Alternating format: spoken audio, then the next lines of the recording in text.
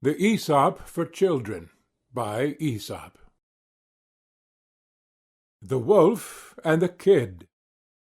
There was once a little kid, whose growing horns made him think he was a grown-up billy-goat and able to take care of himself. So, one evening, when the flock started home from the pasture and his mother called, the kid paid no heed and kept right on nibbling the tender grass. A little later, when he lifted his head, the flock was gone. He was all alone. The sun was sinking. Long shadows came creeping over the ground.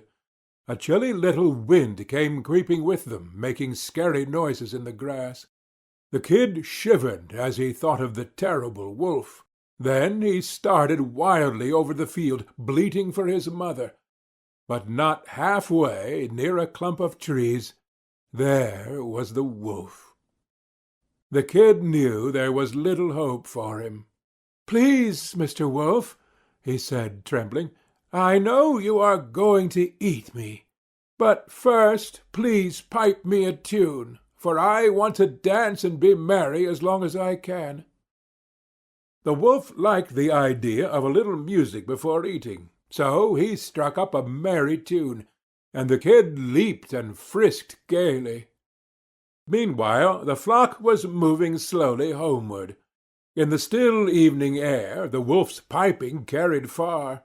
The shepherd dogs pricked up their ears. They recognized the song the wolf sings before a feast, and in a moment they were racing back to the pasture.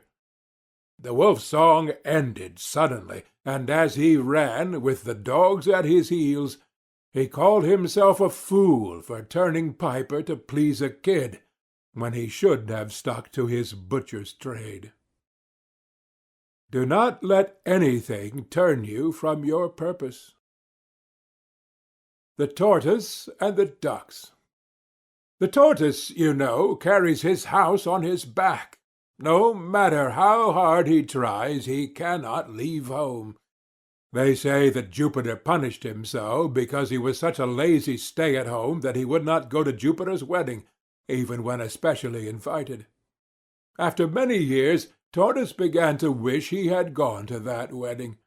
When he saw how gaily the birds flew about, and how the hare and the chipmunk and all the other animals ran nimbly by, always eager to see everything there was to be seen, the tortoise felt very sad and discontented. He wanted to see the world too, and there he was with a house on his back, and little short legs that would hardly drag him along. One day he met a pair of ducks and told them all his trouble. "We can help you see the world," said the ducks. "Take hold of this stick with your teeth, and we will carry you far up in the air where you can see the whole countryside.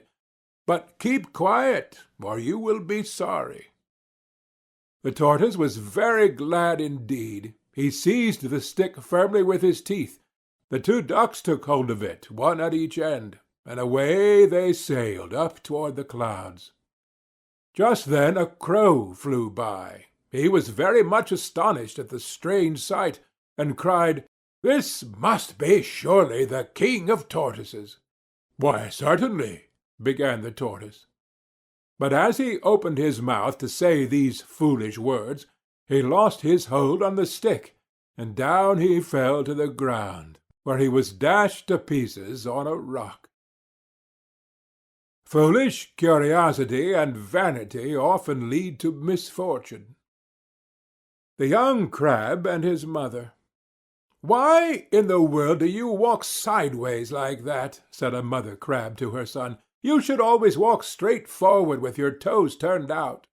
"Show me how to walk, mother dear," answered the little crab obediently. "I want to learn." So the old crab tried and tried to walk straight forward, but she could walk sideways only, like her son, and when she wanted to turn her toes out, she tripped and fell on her nose. Do not tell others how to act, unless you can set a good example.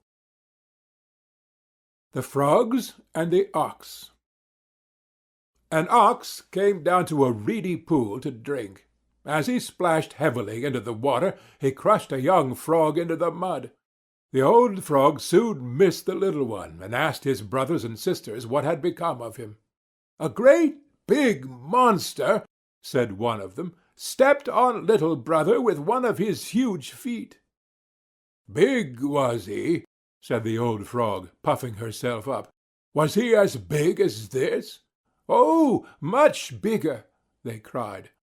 The frog puffed up still more. "He could not have been bigger than this," she said.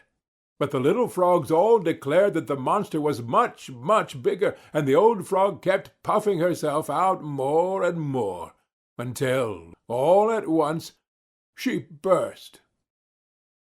Do not attempt the impossible. The Dog, the Cock, and the Fox. A dog and a cock, who were the best of friends, wished very much to see something of the world. So they decided to leave the farmyard and to set out into the world along the road that led to the woods. The two comrades traveled along in the very best of spirits, and without meeting any adventure to speak of. At nightfall, the cock, looking for a place to roost, as was his custom, spied nearby a hollow tree that he thought would do very nicely for a night's lodging. The dog could creep inside, and the cock would fly up on one of the branches. So said, so done, and both slept very comfortably. With the first glimmer of dawn, the cock awoke. For the moment he forgot just where he was. He thought he was still in the farmyard, where it had been his duty to arouse the household at daybreak. So standing on his tiptoes, he flapped his wings and crowed lustily. But instead of awakening the farmer, he awakened a fox, not far off in the wood. The fox immediately had rosy visions of a delicious breakfast. Hurrying to the tree where the cock was roosting, he said very politely, "A hearty welcome to our woods, honored sir. I cannot tell you how glad I am to see you here. I am quite sure we shall become the closest of friends." "I feel highly flattered, kind sir," replied the cock slyly. "If you will please go round the corner to the door of my house, and at the foot of the tree my porter will let you in." The hungry but unsuspecting fox went around the tree as he was told, and in a twinkling the dog had seized him. Those who try to deceive may expect to be paid in their own coin. Belling the cat. The mice once called a meeting to decide on a plan to free themselves of their enemy the cat. At least they wished to find some way of knowing when she was coming, so they might have time to run away. Indeed, something had to be done, for they lived in such constant fear of her claws that they had hardly dared stir from their dens by night or day. Many plans were discussed, but none of them was thought good enough. At last a very young mouse got up and said, "I have a plan that seems very simple, but I know it will be successful. All we have to do is hang a bell around the cat's neck. When we hear the bell ringing, we will know immediately that our enemy is coming." All the mice were much surprised that they had not thought of such a plan before. But in the midst of rejoicing over their good fortune, an old mouse arose and said, "I will say that the plan of the young mouse is very good, but let me ask one question. Who will bell the cat?" It is one thing to say that something should be done, but quite different to do it. The Eagle and the Jackdaw. An eagle, swooping down on powerful wings, seized a lamb in her talons and made off with it to her nest.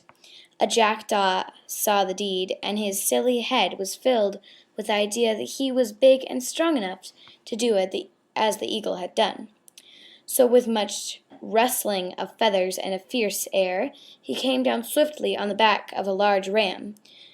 But when he tried to rise again, he found that he could not get away, for his claws were tangled in the wool, and so far was he from carrying away the ram that the ram hardly noticed he was there. The shepherd saw the fluttering jackdaw, and at once guessed what had happened. Running up, he caught the bird and clipped its wings. That evening he gave the jackdaw to his children. "What a funny bird this is," they laughed. "What do you call it, father?" "This is a jackdaw, my children, but if you should ask him, he would say he is an eagle. Do not let your vanity make you overestimate your powers." The Boy and the Filberts. A boy was given permission to put his hand into a pitcher to get some filberts, but he took such a great fistful that he could not draw his hand out again. There he stood, unwilling to give up a single filbert, and yet unable to get them all out at once. Vexed and disappointed, he began to cry. "My boy," said his mother, "be satisfied with half the nuts you have taken, and you will easily get your hand out. Then, perhaps, you may have some more filbert some other time. Do not attempt too much at once." Hercules and the Wagoner. A farmer was driving his wagon along a miry country road after a heavy rain. The horses could hardly drag the load through the deep mud, and at last came to a standstill when one of the wheels sank hub-deep in a rut. The farmer climbed down from his seat and stood beside the wagon, looking at it, but without making the least effort to get it out of the rut. All he did was to curse his bad luck and call loudly on Hercules to come to his aid. Then, it is said, Hercules really did appear, saying, "Put your shoulder to the wheel, man, and urge on your horses. Do you think you can move the wagon by simply looking at it and whining about it? Ha! Hercules will not help unless you make some effort yourself." And when the farmer put his shoulder to the wheel and urged his horses, the wagon moved very readily. Soon the farmer was riding along in great content and with a good lesson learned. Self-help is the best help. Heaven helps those who help themselves. The Kid and the Wolf. A frisky young kid had been left by the herdsman on the thatched roof of a sheep shelter to keep him out of harm's way. The kid was browsing near the edge of the roof when he spied a wolf and began to jeer at him, making faces and abusing him to his heart's content. "I hear you," said the wolf, "and I haven't the least grudge against you for what you say or do. When you are up there, it is the roof that's talking, not you." Do not say anything at any time that you would not say at all times. The Town Mouse and the Country Mouse. A town mouse visited a relative who lived in the country. For lunch, the country mouse served wheat stalks, roots, and acorns with a dash of cold water to drink. The town mouse ate very sparingly, nibbling a little of this and a little of that, and by her manner making it very plain that she ate the simple food only to be polite. After the meal, the friends had a long talk, or rather the town mouse talked about her life in the city, while the country mouse listened. Then they went to bed in a cozy nest hedgerow and slept in quiet comfort until morning. In her sleep, the country mouse dreamed she was a town mouse, with all the luxuries and delights of city life that her friend had described for her. So the next day, when the town mouse asked the country mouse to go home with her, she gladly said yes. When they reached the mansion in which the town mouse lived, they found on the tables in the dining rooms the leavings of a very fine banquet. There were sweetmeats and jellies, pastries, delicious cheeses, indeed the most tempting foods that a mouse can imagine. But just as the country mouse was about to nibble a dainty bit of pastry, she heard a cat mew loudly and scratch at the door. In great fear, the mice scurried to a hiding place, where they lay quite still for a long time, hardly daring to breathe. When at last they ventured back to the feast, the door opened suddenly, and in came the servants to clear the table, followed by the house dog. The country mouse stopped in the town mouse's den only long enough to pick up her carpet bag and umbrella. "You may have luxuries and dainties I have not," she said as she hurried away, "but I prefer my plain food and simple life in the country with the peace and security that go with it." Poverty with security is better than plenty in the midst of fear and uncertainty. The Fox and the Grapes. A fox one day spied a beautiful bunch of ripe grapes hanging from a vine trained along the branches of a tree. The grapes seemed ready to burst with juice, and the fox's mouth watered as he gazed longingly at them. The bunch hung from a high branch, and the fox had to jump for it. The first time he jumped, he missed it by a long way. So he walked off a short distance and took a running leap at it, only to fall short once more. Again and again he tried, but in vain. Now he sat down and looked at the grapes in disgust. "Oh, what a fool I am," he said. "Here I am, wearying myself out to get a bunch of sour grapes that are not worth gaping for. And off he walked very, very scornfully. There are many who pretend to despise and belittle that which is beyond their reach. The Bundle of Sticks. A certain father had a family of sons who were forever quarrelling among themselves. No words he could say did the least good, so he cast about in his mind for some very striking example that should make them see that discord would lead them to misfortune. One day, when the quarrelling had been much more violent than usual, and each of the sons was moping in a surly manner, he asked one of them to bring him a bundle of sticks. Then, handing the bundle to each of his sons in turn, he told them to try and break it. But although each one tried his best, none was able to do so. The father then untied the bundle and gave the sticks to his sons to break one by one. This they did very easily. "My sons," said the father, "do you not see how certain it is that if you agree with each other and help each other, that it will be impossible for your enemies to injure you? But if you are divided among yourselves, you will be no stronger than a single stick in that bundle. In unity is strength." The Wolf and the Crane. A wolf had been feasting too greedily, and a bone had stuck crosswise in his throat. He could get it neither up nor down, and of course he could not eat a thing. Naturally, that was an awful state of affairs for a greedy wolf. So away he hurried to the crane. He was sure that she, with her long neck and bill, would easily be able to reach the bone and pull it out. "I will reward you very handsomely," said the wolf, "if you pull that bone out for me." The crane, as you can imagine, was very uneasy about putting her head in a wolf's throat. But she was grasping in nature, so she did what the wolf asked her to do. When the wolf felt that the bone was gone, he started to walk away. "But what about my reward?" called the crane anxiously. "What?" snarled the wolf, whirling around. "Haven't you got it? Isn't it enough that I let you take your head out of my mouth without snapping it off?" Expect no reward for serving the wicked. The Ass and his Driver.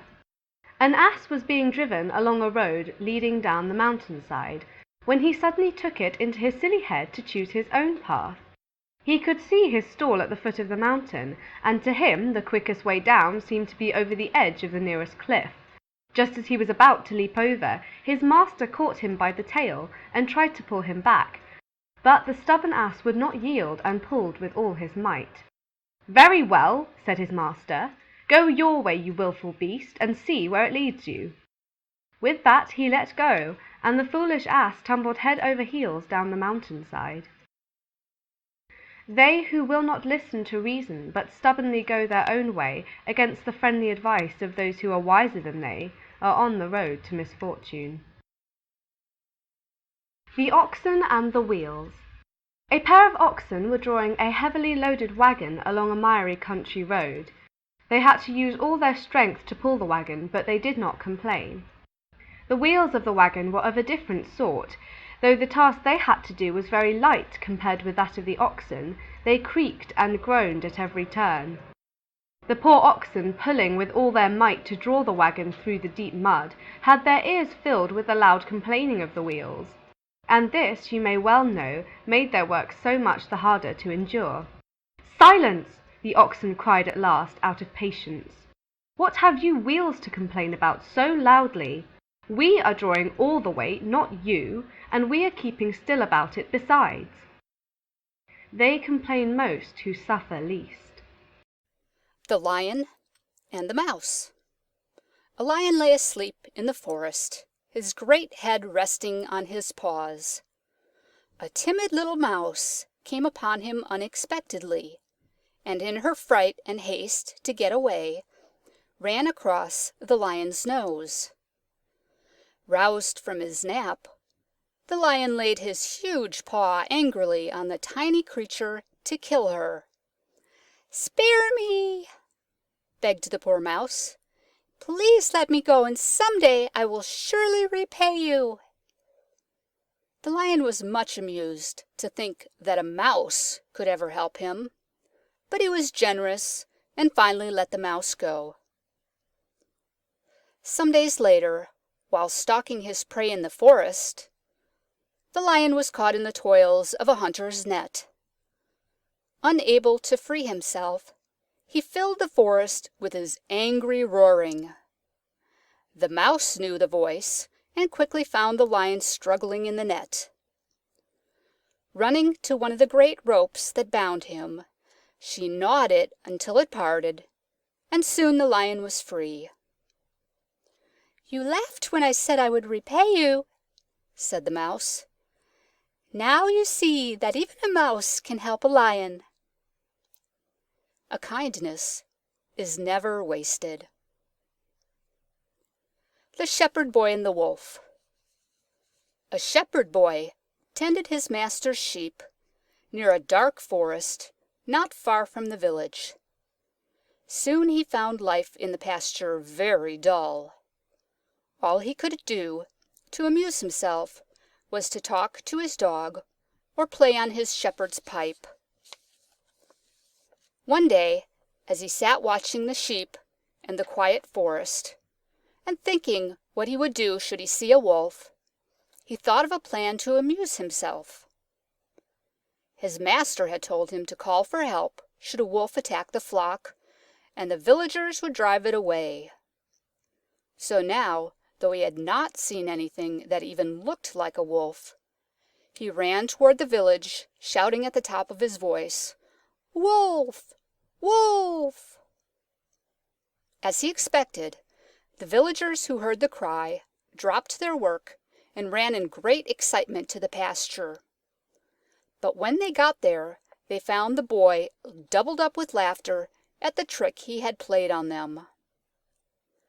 A few days later, the shepherd boy again shouted, "Wolf! Wolf!" Again the villagers ran to help him, only to be laughed at again. Then, one evening, as the sun was setting behind the forest, and the shadows were creeping out over the pasture, a wolf really did spring from the underbrush and fall upon the sheep. In terror, the boy ran toward the village, shouting, "Wolf! Wolf!" But though the villagers heard the cry, they did not run to help him as they had before. "He cannot fool us again," they said. The wolf killed a great many of the boy's sheep, and then slipped away into the forest. Liars are not believed, even when they speak the truth. The Gnat and the Bull. A gnat flew over the meadow with much buzzing for so small a creature, and settled on the tip of one of the horns of a bull. After he had rested a short time, he made ready to fly away. But before he left, he begged the bull's pardon for having used his horn for a resting place.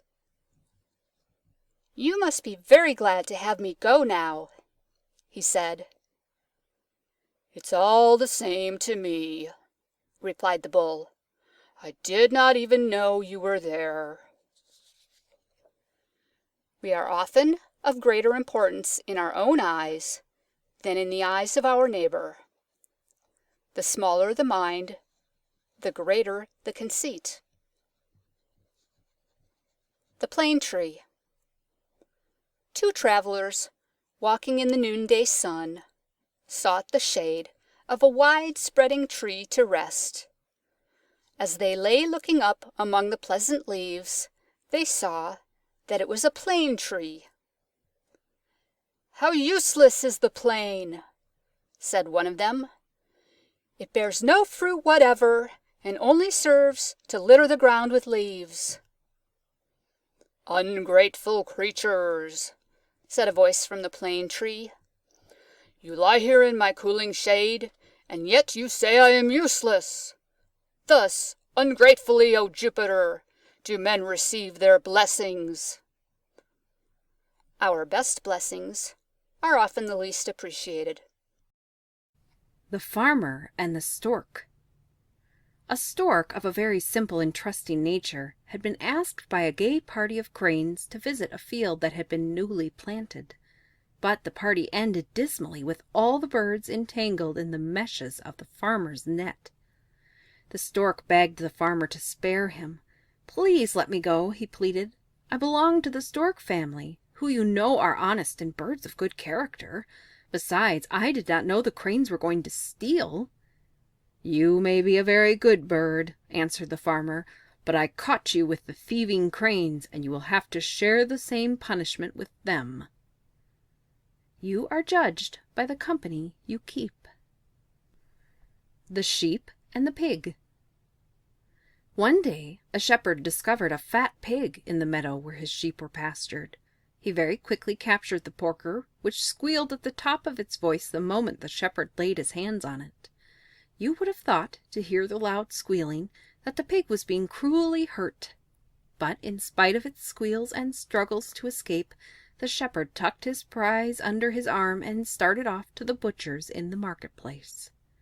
The sheep in the pasture were much astonished and amused at the pig's behavior, and followed the shepherd and his charge to the pasture gate. "What makes you squeal like that?" asked one of the sheep. "The shepherd often catches and carries off one of us, but we should feel very much ashamed to make such a terrible fuss about it like you do." "That is all very well," replied the pig with a squeal and a frantic kick. "When he catches you, he is only after your wool, but he wants my bacon. Grrrr! It is easy to be brave when there is no danger." The Travelers and the Purse. Two men were traveling in company along the road when one of them picked up a well-filled purse. "How lucky I am," he said. "I have found a purse. Judging by its weight, it must be full of gold." "Do not say I have found a purse," said his companion. "Say, rather, we have found a purse, and how lucky we are. Travelers ought to share alike the fortunes and misfortunes of the road." "No, no," replied the other angrily. "I found it, and I am going to keep it." Just then they heard a shout of "Stop, thief!" and looking around saw a mob of people armed with clubs coming down the road. The man who had found the purse fell into a panic. "We are lost if they find the purse on us," he cried. "No, no," replied the other. "You would not say we before, so now stick to your I. Say, I am lost." We cannot expect anyone to share our misfortunes unless we are willing to share our good fortune also. The Lion and the Ass. One day, as the lion walked proudly down a forest aisle, and the animals respectfully made way for him, an ass brayed a scornful remark as he passed. The lion felt a flash of anger, but when he turned his head and saw who had spoken, he walked quietly on. He would not honor the fool with so much as a stroke of his claws. Do not resent the remarks of a fool. Ignore them. The Frogs Who Wished for a King. The Frogs were tired of governing themselves. They had so much freedom that it had spoiled them, and they did nothing but sit around croaking in a bored manner, and wishing for a government that could entertain them with the pomp and display of royalty, and rule them in a way to make them know they were being ruled. No milk and water government for them, they declared. So they sent a petition to Jupiter asking for a king. Jupiter saw what simple and foolish creatures they were, but to keep them quiet and make them think they had a king, he threw down a huge log, which fell into the water with a great splash. The Frogs hid themselves among the reeds and grasses, thinking the new king to be some fearful giant, but they soon discovered how tame and peaceable King Log was. In a short time the younger Frogs were using him for a diving platform, while the older Frogs made him a meeting place, where they complained loudly to Jupiter about the government. To teach the Frogs a lesson, the ruler of the gods now sent a crane to be king of Frogland. The crane proved to be a very different sort of king from old King Log. He gobbled up the poor Frogs right and left, and they soon saw what fools they had been. In mournful croaks they begged Jupiter to take away the cruel tyrant before they should all be destroyed. "How now?" cried Jupiter. "Are you not yet content?" You have what you asked for, and you have only yourselves to blame for your misfortunes. Be sure you can better your condition before you seek to change. The Owl and the Grasshopper. The owl always takes her sleep during the day. Then after sundown, when the rosy light fades from the sky, and the shadows rise slowly through the wood, out she comes, ruffling and blinking from the old hollow tree. Now her weird "hoo, hoo, hoo, hoo, hoo" echoes through the quiet wood, and she begins her hunt for the bugs and beetles, frogs and mice she likes so well to eat. Now there was a certain old owl who had become very cross and hard to please as she grew older, especially if anything disturbed her daily slumbers. One warm summer afternoon, as she dozed away in her den in the old oak tree, a grasshopper near by began a joyous but very raspy song. Out popped the old owl's head from the opening in the tree that served her both for door and for window. "Get away from here, sir," she said to the grasshopper. "Have you no manners? You should at least respect my age and leave me to sleep in quiet." But the grasshopper answered saucily that he had as much right to his place in the sun as the owl had to her place in the old oak. Then he struck up a louder and still more rasping tune. The wise old owl knew quite well that it would do no good to argue with the grasshopper, nor with anybody else for that matter. Besides, her eyes were not sharp enough by day to permit her to punish the grasshopper as he deserved. So she laid aside all hard words and spoke very kindly to him. "Well, sir," she said, "if I must stay awake, I am going to settle right down to enjoy your singing. Now that I think of it, I have a wonderful wine here, sent me from Olympus, of which I am told Apollo drinks before he sings to the high gods. Please come up and taste this delicious drink with me. I know it will make you sing like Apollo himself." The foolish grasshopper was taken in by the owl's flattering words. Up he jumped to the owl's den, but as soon as he was near enough so the old owl could see him clearly, she pounced upon him and ate him up. Flattery is not a proof of true admiration. Do not let flattery throw you off your guard against an enemy. The Wolf and his Shadow. A wolf left his lair one morning in fine spirits and an excellent appetite. As he ran, the setting sun cast a shadow far out on the ground, and it looked as if the wolf were 100 times bigger than he really was. "Why," exclaimed the wolf proudly, "see how big I am! Fancy me running away from a puny lion! I'll show you who is fit to be king, he or I." Just then an immense shadow blotted him out entirely, and the next instant a lion struck him down with a single blow. Do not let your fancy make you forget realities. The Oak and the Reeds. A giant oak stood near a brook in which grew some slender reeds. When the wind blew, the great oak stood proudly upright with its 100 arms uplifted to the sky. But the reeds bowed low in the wind and sang a sad and mournful song. "You have reason to complain," said the oak. "The slightest breeze that ruffles the surface of the water makes you bow your heads, while I, the mighty oak, stand upright and firm before the howling tempest." "Do not worry about us," replied the reeds. "The winds do not harm us. We bow before them, and so we do not break. You, in all your pride and strength, have so far resisted their blows, but the end is coming." As the reeds spoke, a great hurricane rushed out of the north. The oak stood proudly and fought against the storm, while the yielding reeds bowed low. The wind redoubled in fury, and all at once the great tree fell, torn up by the roots, and lay among the pitying weeds. Better to yield when it is folly to resist, than to resist stubbornly and be destroyed. The Rat and the Elephant. A rat was traveling along the king's highway. He was a very proud rat, considering his small size and the bad reputation all rats have. As Mr. Rat walked along, he kept mostly to the ditch. He noticed a great commotion up the road, and soon a grand procession came in view. It was the king and his retinue. The king rode on a huge elephant adorned with the most gorgeous trappings. With the king and his luxurious howdah were the royal dog and cat. A great crowd of people followed the procession. They were so taken up with admiration of the elephant that the rat was not noticed. His pride was hurt. "What fools!" he cried. "Look at me, and you will soon forget that clumsy elephant. Is it his great size that makes your eyes pop out, or is it his wrinkled hide? Why, I have eyes and ears and as many legs as he. I am of just as much importance and—" But just then the royal cat spied him, and the next instant the rat knew he was not quite so important as an elephant. A resemblance to the great in some things does not make us great. The boys and the frogs. Some boys were playing one day at the edge of a pond in which lived a family of frogs. The boys amused themselves by throwing stones into the pond so as to make them skip on top of the water.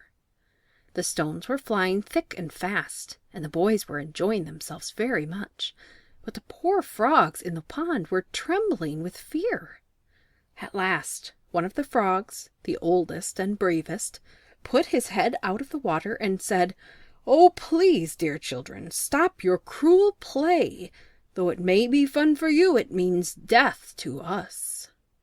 Always stop to think whether your fun may not be the cause of another's unhappiness. The Crow and the Pitcher. In a spell of dry weather, when the birds could find very little to drink, a thirsty crow found a pitcher with a little water in it. But the pitcher was high and had a narrow neck, and no matter how he tried, the crow could not reach the water. The poor thing felt as if he must die of thirst. Then an idea came to him. Picking up some small pebbles, he dropped them into the pitcher one by one. With each pebble, the water rose a little higher, until at last it was near enough so he could drink. In a pinch, a good use of our wits may help us out. The Ants and the Grasshopper. One bright day in late autumn, a family of ants were bustling about in the warm sunshine, drying out the grain they had stored up during the summer, when a starving grasshopper, his fiddle under his arm, came up and humbly begged for a bite to eat. "What?" cried the ants in surprise. "Haven't you stored anything away for the winter? What in the world were you doing all last summer?" "I didn't have time to store up any food," whined the grasshopper. "I was so busy making music that before I knew it the summer was gone." The ants shrugged their shoulders in disgust. "Making music, were you?" they cried. "Very well, now dance!" And they turned their backs on the grasshopper and went on with their work. There's a time for work and a time for play. The ass carrying the image.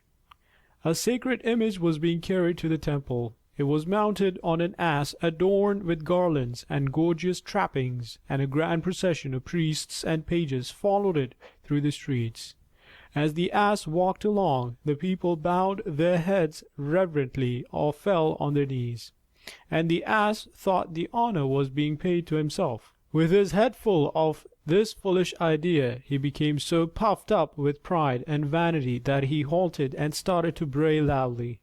But in the midst of his song, his driver guessed what the ass had got into his head, and began to beat him unmercifully with a stick. "Go along with you, you stupid ass!" he cried. "The honor is not meant for you, but for the image you are carrying." The moral of the story: do not try to take the credit to yourself that is due to others. A Raven and a Swan.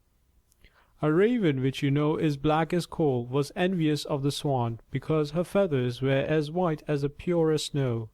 The foolish bird got the idea that if he lived like the Swan, swimming and diving all day long, and eating the weeds and plants that grow in the water, his feathers would turn white like the Swan's. So he left his home in the woods and fields, and flew down to live on the lakes and in the marshes. But though he washed and washed all day long, almost drowning himself at it, his feathers remained as black as ever. And as the water weeds he ate did not agree with him, he got thinner and thinner, and at last he died. The moral of the story: a change of habits will not alter nature. The Two Goats. Two goats, frisking gaily on the rocky steeps of a mountain valley, chanced to meet, one on each side of a deep chasm, through which poured a mighty mountain torrent. The trunk of a fallen tree formed the only means of crossing the chasm, and on this not even two squirrels could have passed each other in safety. The narrow path would have made the bravest tremble. Not so our goats, to stand aside for the other. One set her foot on the log, the other did likewise. In the middle they met horn to horn. Neither would give way, and so they both fell, to be swept away by the roaring torrent below. Moral of the story: it is better to yield than to come to misfortune through stubbornness. The Ass and the Load of Salt. A merchant, driving his ass homeward from the seashore with a heavy load of salt, came to a river crossed by a shallow ford. They had crossed this river many times before without accident, but this time the ass slipped and fell when halfway over, and when the merchant at last got him to his feet, much of the salt had melted away. Delighted to find how much lighter his burden had become, the ass finished the journey very gaily. Next day the merchant went for another load of salt. On the way home the ass, remembering what had happened at the ford, purposely let himself fall into the water, and again got rid of the most of his burden. The angry merchant immediately turned about and drove the ass back to the seashore, where he loaded him with 2 great baskets of sponges. At the ford the ass again tumbled over, but when he had scrambled to his feet, it was very disconsolate ass that dragged himself homeward under a load 10 times heavier than before. The moral of the story: the same measures will not suit all circumstances. The Lion and the Gnat. "Away with you, vile insect," said a lion angrily to a gnat that was buzzing around his head. But the gnat was not in the least disturbed. "Do you think," he said spitefully to the lion, "that I am afraid of you because they call you king?" The next instant he flew at the lion and stung him sharply on the nose. Mad with rage, the lion struck fiercely at the gnat, but only succeeded in tearing himself with his claws. Again and again the gnat stung the lion, who now was roaring terribly. At last, worn out with rage and covered with wounds that his own teeth and claws had made, the lion gave up the fight. The gnat buzzed away to tell the whole world about his victory, but instead he flew straight into a spider's web. And there, he who had defeated the king of beasts came to a miserable end, the prey of a little spider. The least of our enemies is often the most to be feared. Pride over a success should not throw us off our guard. The Leap at Rhodes. A certain man who visited foreign lands could talk of little when he returned to his home except the wonderful adventures he had met with and the great deeds he had done abroad. One of the feats he told about was a leap he made in a city called Rhodes. That leap was so great, he said, that no other man could leap anywhere near the distance. A great many persons in Rhodes had seen him do it and would prove that what he told was true. "No need of witnesses," said one of the hearers. "Suppose this city is Rhodes. Now show us how far you can jump." Deeds count, not boasting words. The Cock and the Jewel. The cock was busily scratching and scraping about to find something to eat for himself and his family, when he happened to turn up a precious jewel that had been lost by its owner. "Aha," said the cock, "no doubt you are very costly, and he who lost you would give a great deal to find you. But as for me, I would choose a single grain of barleycorn before all the jewels in the world." Precious things are without value to those who cannot prize them. The Monkey and the Camel. At a great celebration in honor of King Lion, the monkey was asked to dance for the company. His dancing was very clever indeed, and the animals were all highly pleased with his grace and lightness. The praise that was showered on the monkey made the camel envious. He was very sure that he could dance quite as well as the monkey, if not better. So he pushed his way into the crowd that was gathered around the monkey, and rising on his hind legs, began to dance. But the big hulking camel made himself very ridiculous as he kicked out his knotty legs and twisted his long clumsy neck. Besides, the animals found it hard to keep their toes from under his heavy hoofs. At last, when one of his huge feet came within an inch of King Lion's nose, the animals were so disgusted that they set upon the camel in a rage and drove him out into the desert. Shortly afterward, refreshments, consisting mostly of camel's hump and ribs, were served to the company. Do not try to ape your betters. The Wild Boar and the Fox. A wild boar was sharpening his tusks busily against the stump of a tree when a fox happened by. Now the fox was always looking for a chance to make fun of his neighbors, so he made a great show of looking anxiously about, as if in fear of some hidden enemy. But the boar kept right on with his work. "Why are you doing that?" asked the fox at last with a grin. "There isn't any danger that I can see." "True enough," replied the boar, "but when danger does come, there will not be time for such work as this. My weapons will have to be ready for use then, or I shall suffer for it." Preparedness for war is the best guarantee of peace. The Ass, the Fox, and the Lion. An ass and a fox had become close comrades, and were constantly in each other's company. While the ass cropped a fresh bit of greens, the fox would devour a chicken from the neighboring farmyard, or a bit of cheese filched from the dairy. One day the pair unexpectedly met a lion. The ass was very much frightened, but the fox calmed his fears. "I will talk to him," he said. So the fox walked boldly up to the lion. "Your Highness," he said in an undertone, so the ass could not hear him, "I've got a fine scheme in my head. If you promise not to hurt me, I will lead that foolish creature yonder into a pit where he can't get out, and you can feast at your pleasure." The lion agreed, and the fox returned to the ass. "I made him promise not to hurt us," said the fox. "But come, I know a good place to hide till he is gone." So the fox led the ass into a deep pit. But when the lion saw that the ass was his for the taking, he first of all struck down the traitor fox. Traitors may expect treachery. The birds, the beasts, and the bat. The birds and the beasts declared war against each other. No compromise was possible, and so they went at it tooth and claw. It is said the quarrel grew out of the persecution the race of geese suffered at the teeth of the fox family. The beasts, too, had cause for fight. The eagle was constantly pouncing on the hare, and the owl dined daily on mice. It was a terrible battle. Many a hare and many a mouse died. Chickens and geese fell by the score, and the victor always stopped for a feast. Now, the bat family had not openly joined either side. They were a very politic race. So, when they saw the birds getting the better of it, they were birds for all there was in it. But when the tide of battle turned, they immediately sided with the beasts. When the battle was over, the conduct of the bats was discussed at the peace conference. Such deceit was unpardonable, and birds and beasts made common cause to drive out the bats. And since then, the bat family hides in dark towers and deserted ruins, flying out only in the night. The deceitful have no friends. The lion, the bear, and the fox.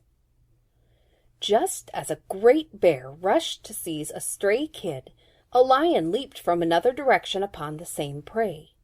The two fought furiously for the prize until they had received so many wounds that both sank down unable to continue the battle.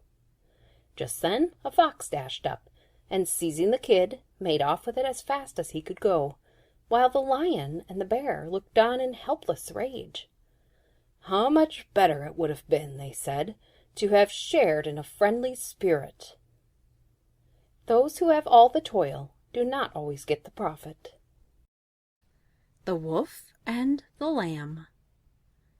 A stray lamb stood drinking early one morning on the bank of a woodland stream. That very same morning a hungry wolf came by farther up the stream, hunting for something to eat. He soon got his eyes on the lamb. As a rule, Mr. Wolf snapped up such delicious morsels without making any bones about it. But this lamb looked so very helpless and innocent that the wolf felt he ought to have some kind of an excuse for taking its life. "How dare you paddle around in my stream and stir up all the mud?" he shouted fiercely. "You deserve to be punished severely for your rashness." "But, your Highness," replied the trembling lamb, "do not be angry. I cannot possibly muddy the water you are drinking up there. Remember, you are upstream and I am downstream." "You do muddy it," retorted the wolf savagely. "And besides, I have heard that you told lies about me last year." "How could I have done so?" pleaded the lamb. "I wasn't born until this year." "If it wasn't you, it was your brother." "I have no brothers." "Well, then," snarled the wolf, "it was someone in your family, but no matter who it was, I do not intend to be talked out of my breakfast." And without more words, the wolf seized the poor lamb and carried her off to the forest. The tyrant can always find an excuse for his tyranny. The unjust will not listen to the reasoning of the innocent. The Wolf and the Sheep. A wolf had been hurt in a fight with a bear. He was unable to move and could not satisfy his hunger and thirst. A sheep passed by near his hiding place, and the wolf called to him. "Please fetch me a drink of water," he begged. "That might give me strength enough so I can get me some solid food." "Solid food?" said the sheep. "That means me, I suppose. If I should bring you a drink, it would only serve to wash me down your throat. Don't talk to me about a drink." A knave's hypocrisy is easily seen through. The Hares and the Frogs. Hares, as you know, are very timid. The least shadow sends them scurrying in fright to a hiding place. Once they decided to die rather than live in such misery. But while they were debating how best to meet death, they thought they heard a noise, and in a flash were scampering off to the warren. On the way they passed a pond where a family of frogs was sitting among the reeds on the bank. In an instant the startled frogs were seeking safety in the mud. "Look!" cried a hare. "Things are not so bad after all, for here are creatures who are even afraid of us." However unfortunate we may think we are, there is always someone worse off than ourselves. The Fox and the Stork. The Fox one day thought of a plan to amuse himself at the expense of the Stork, at whose odd appearance he was always laughing. "You must come and dine with me today," he said to the Stork, smiling to himself at the trick he was going to play. The Stork gladly accepted the invitation and arrived in good time and with a very good appetite. For dinner the Fox served soup, but it was set out in a very shallow dish, and all the Stork could do was to wet the very tip of his bill. Not a drop of soup could he get. But the Fox lapped it up easily, and to increase the disappointment of the Stork, made a great show of enjoyment. The hungry Stork was much displeased at the trick, but he was a calm, even-tempered fellow, and saw no good in flying into a rage.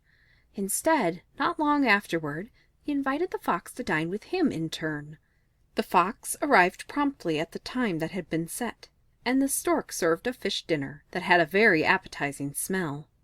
But it was served in a tall jar with a very narrow neck. The Stork could easily get at the food with his long bill, but all the Fox could do was to lick the outside of the jar and sniff at the delicious odor. And when the Fox lost his temper, the Stork said calmly, "Do not play tricks on your neighbors unless you can stand the same treatment yourself." The Travelers and the Sea. Two travelers were walking along the seashore. Far out they saw something riding on the waves. "Look," said one, "a great ship rides in from distant lands bearing rich treasures." The object they saw came ever nearer the shore. "No," said the other, "that is not a treasure ship.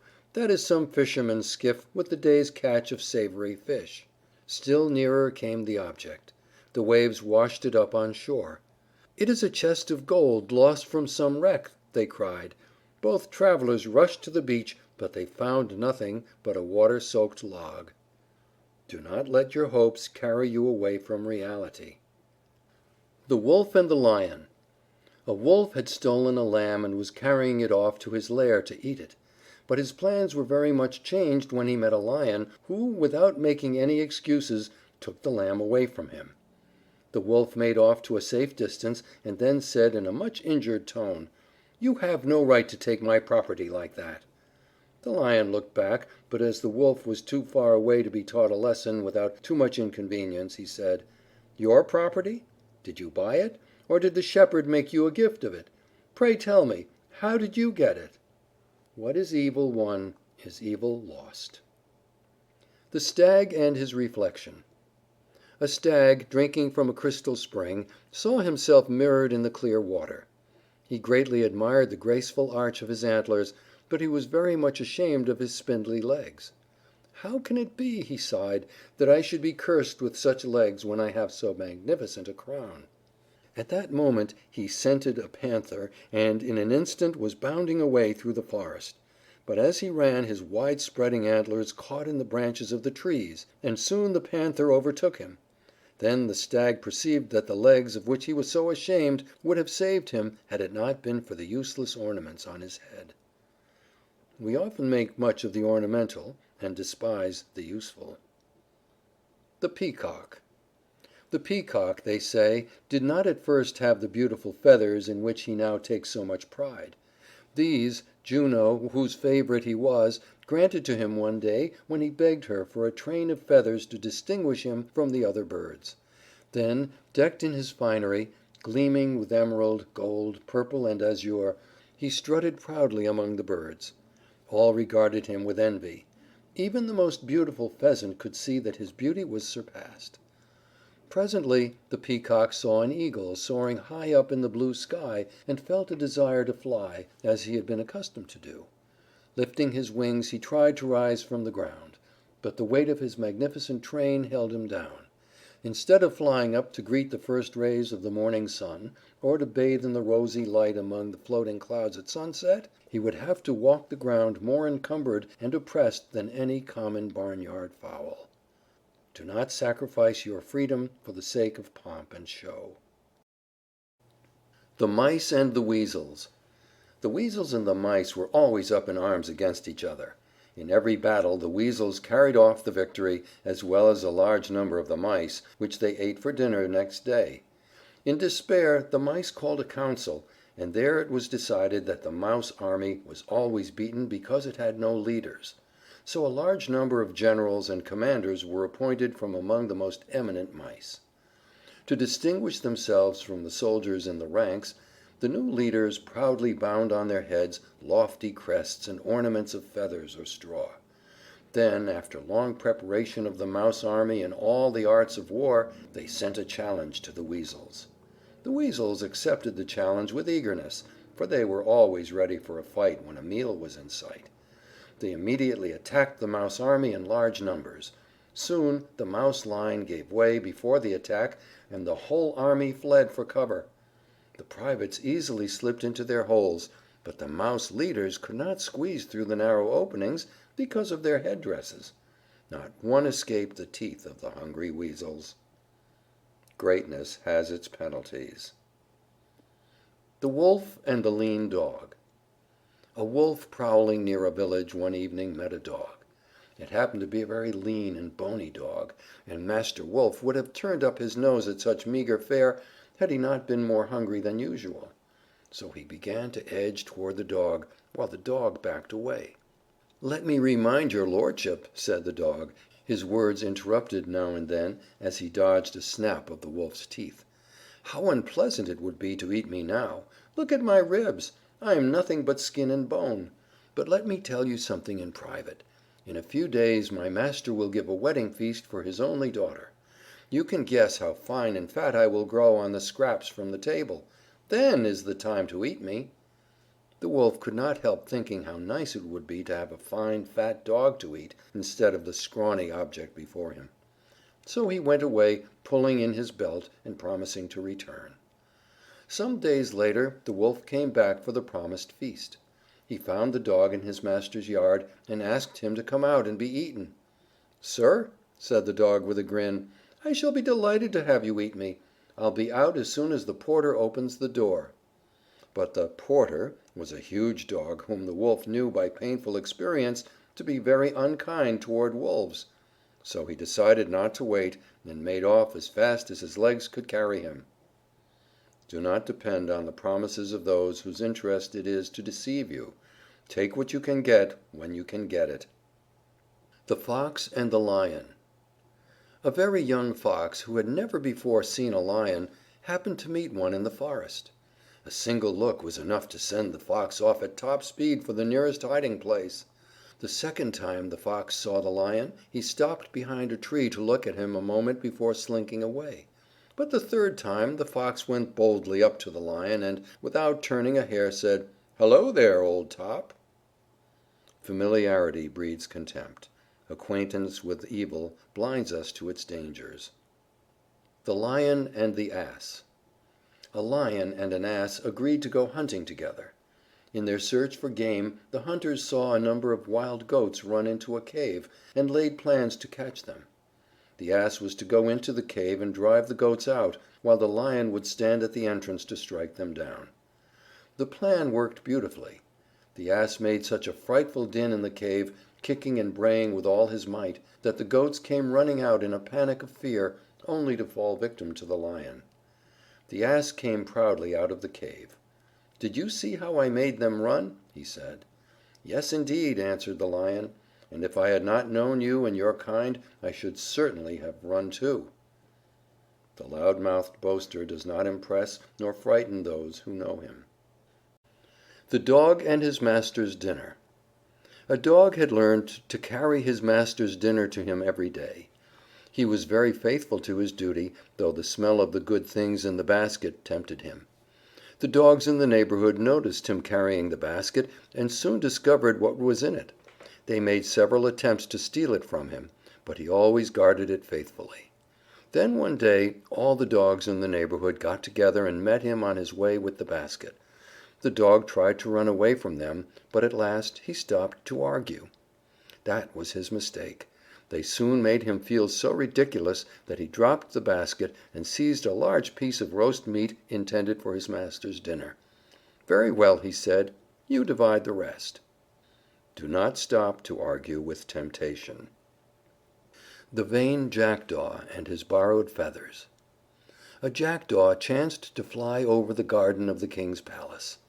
There he saw with much wonder and envy a flock of royal peacocks in all the glory of their splendid plumage. Now the black Jackdaw was not a very handsome bird, nor very refined in manner. Yet he imagined that all he needed to make himself fit for society of the peacocks was a dress like theirs. So he picked up some cast-off feathers of the peacocks, and stuck them among his own black plumes. Dressed in his borrowed finery, he strutted loftily among the birds of his own kind. Then he flew down into the garden among the peacocks. But they soon saw who he was. Angry at the cheat, they flew at him, plucked away the borrowed feathers and also some of his own. The poor Jackdaw returned sadly to his former companions. There another unpleasant surprise awaited him. They had not forgotten his superior airs toward them, and to punish him they drove him away with a rain of pecks and jeers. Borrowed feathers do not make fine birds. The Monkey and the Dolphin. It happened once upon a time that a certain Greek ship bound for Athens was wrecked off the coast close to Piraeus, the port of Athens. Had it not been for the Dolphins, who at that time were very friendly toward mankind and especially toward Athenians, all would have perished. But the Dolphins took the shipwrecked people on their backs and swam with them to shore. Now it was the custom among the Greeks to take their pet monkeys and dogs with them whenever they went on a voyage. So when one of the Dolphins saw a monkey struggling in the water, he thought it was a man, and made the monkey climb on his back. Then off he swam with him toward the shore. The monkey sat up, grave and dignified, on the Dolphin's back. "You are a citizen of illustrious Athens, are you not?" asked the Dolphin politely. "Yes," answered the monkey proudly, "my family is one of the noblest in the city." "Indeed," said the Dolphin, "then of course you often visit Piraeus." "Yes, yes," replied the monkey, "indeed I do. I am with him constantly. Piraeus is my very best friend." This answer took the Dolphin by surprise, and, turning his head, he now saw what it was he was carrying. Without more ado, he dived and left the foolish Monkey to take care of himself, while he swam off in search of some human being to save. One falsehood leads to another. The Wolf and the Ass. An Ass was feeding in a pasture near a wood when he saw a Wolf lurking in the shadows along the hedge. He easily guessed what the Wolf had in mind, and thought of a plan to save himself. So he pretended he was lame, and began to hobble painfully. When the Wolf came up, he asked the Ass what had made him lame, and the Ass replied that he had stepped on a sharp thorn. "Please pull it out," he pleaded, groaning as if in pain. "If you do not, it might stick in your throat when you eat me." The Wolf saw the wisdom of the advice, for he wanted to enjoy his meal without any danger of choking. So the Ass lifted up his foot, and the Wolf began to search very closely and carefully for the thorn. Just then the Ass kicked out with all his might, tumbling the Wolf a dozen paces away, and while the Wolf was getting very slowly and painfully to his feet, the Ass galloped away in safety. "Serves me right," growled the Wolf as he crept into the bushes. "I'm a butcher by trade, not a doctor." Stick to your own trade. The Monkey and the Cat. Once upon a time a Cat and a Monkey lived as pets in the same house. They were great friends, and were constantly in all sorts of mischief together. What they seemed to think of more than anything else was to get something to eat, and it did not matter much to them how they got it. One day they were sitting by the fire, watching some chestnuts roasting on the hearth. How to get them was the question. "I would gladly get them," said the cunning Monkey, "but you are much more skillful at such things than I am. Pull them out, and I'll divide them between us." Pussy stretched out her paw very carefully, pushed aside some of the cinders, and drew back her paw very quickly. Then she tried it again, this time pulling a chestnut half out of the fire. A third time, and she drew out the chestnut. This performance she went through several times, each time singeing her paw severely. As fast as she pulled the chestnuts out of the fire, the Monkey ate them up.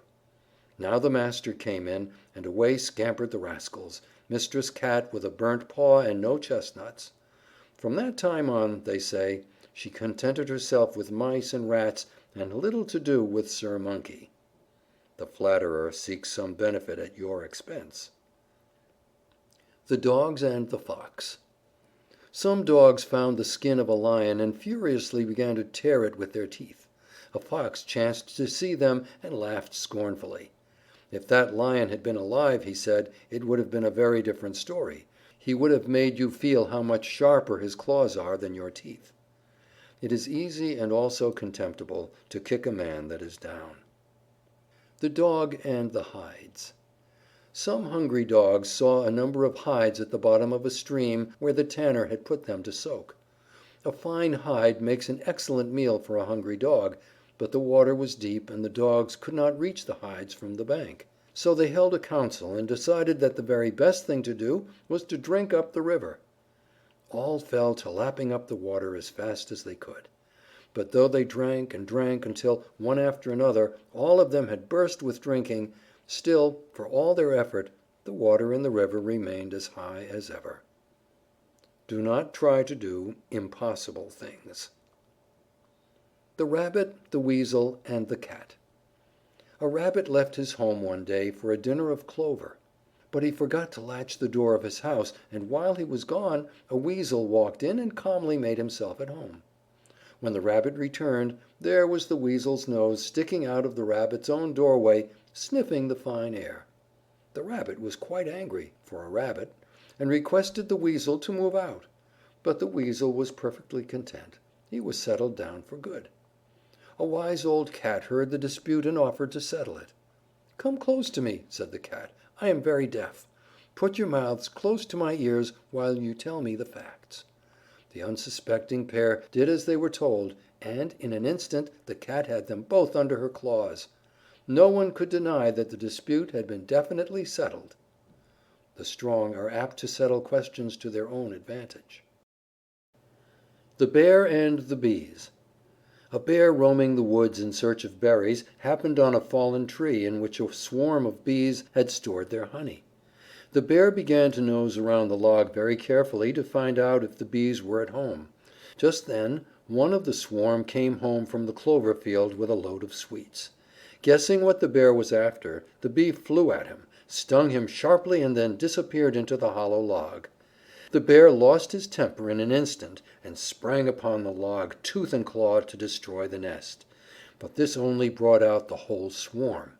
The poor bear had to take to his heels, and he was able to save himself only by diving into a pool of water. It is wiser to bear a single injury in silence than to provoke 1,000 by flying into a rage. The Fox and the Leopard. A fox and a leopard, resting lazily after a generous dinner, amused themselves by disputing about their good looks. The leopard was very proud of his glossy, spotted coat, and made disdainful remarks about the fox, whose appearance he declared was quite ordinary. The fox prided himself on his fine bushy tail with its tip of white, but he was wise enough to see that he could not rival the leopard in looks.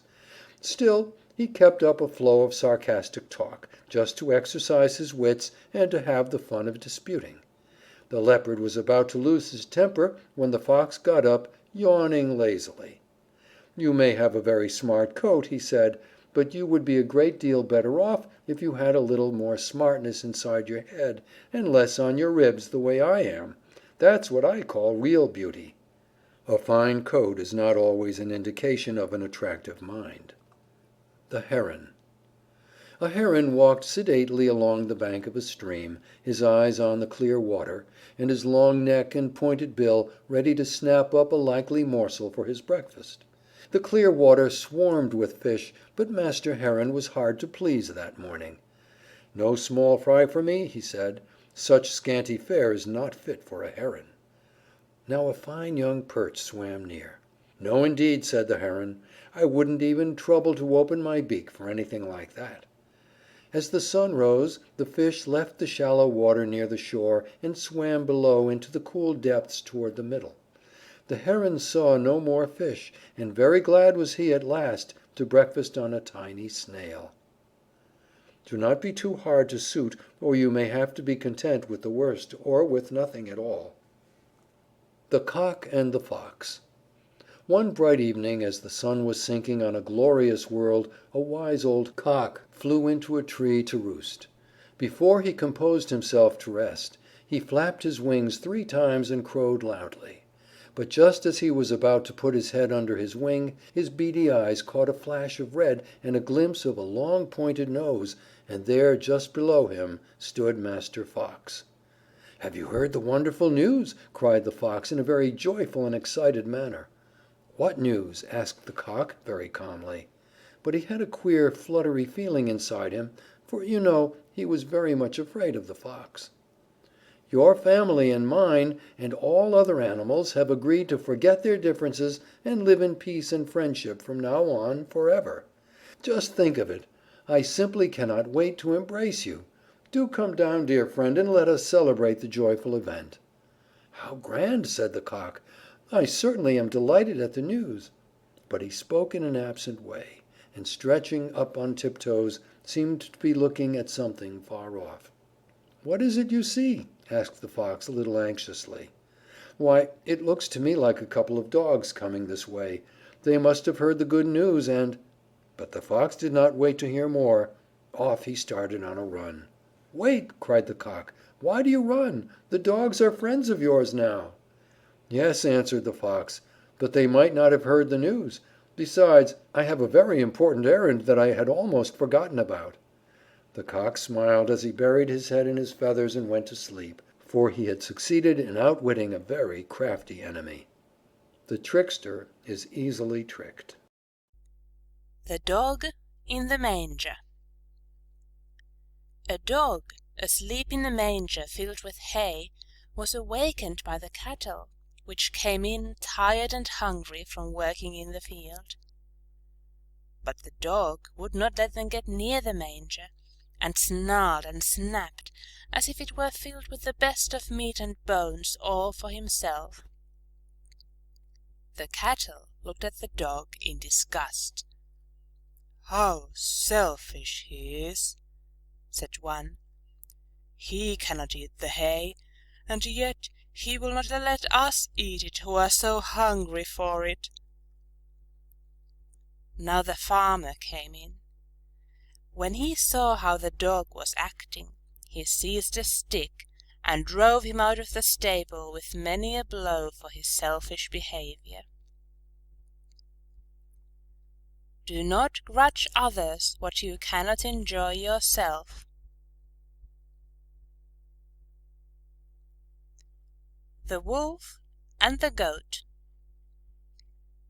A hungry wolf spied a goat browsing at the top of a steep cliff where he could not possibly get at her.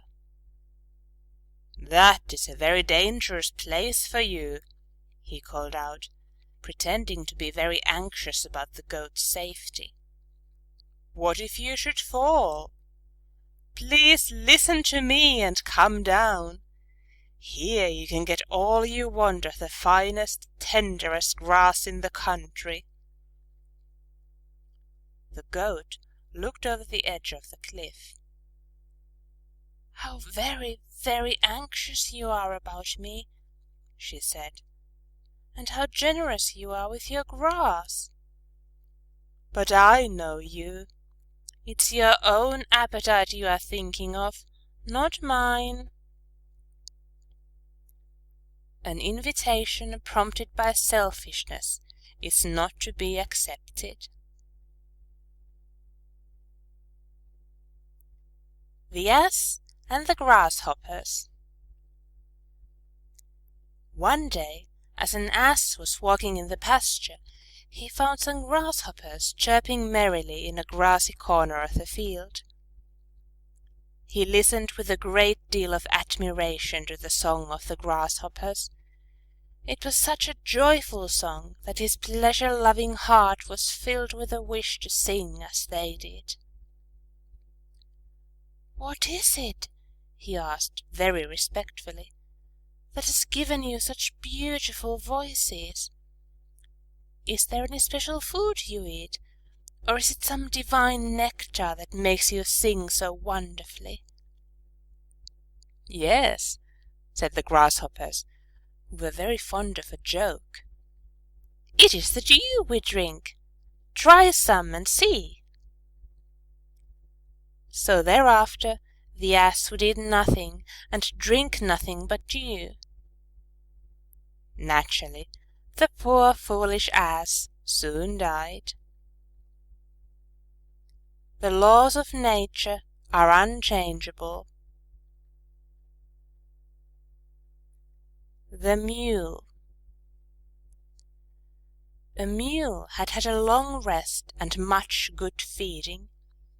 He was feeling very vigorous indeed, and pranced around loftily, holding his head high.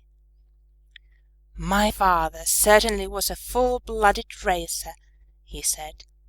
"I can feel that distinctly." Next day he was put into harness again, and that evening he was very downhearted indeed. "I was mistaken," he said. "My father was an ass after all." Be sure of your pedigree before you boast of it. The Fox and the Goat. A Fox fell into a well, and though it was not very deep, he found that he could not get out again. After he had been in the well a long time, a thirsty Goat came by. The Goat thought the Fox had gone down to drink, and so he asked if the water was good. "The finest in the whole country," said the crafty Fox. "Jump in and try it. There is more than enough for both of us." The thirsty Goat immediately jumped in and began to drink. The Fox just as quickly jumped on the Goat's back and leaped from the tip of the Goat's horns out of the well. The foolish Goat now saw what a plight he had got into, and begged the Fox to help him out, but the Fox was already on his way to the woods. "If you had as much sense as you have beard, old fellow," he said as he ran, "you would have been more cautious about finding a way to get out again before you jumped in. Look before you leap." THE CAT, THE COCK, AND THE YOUNG MOUSE.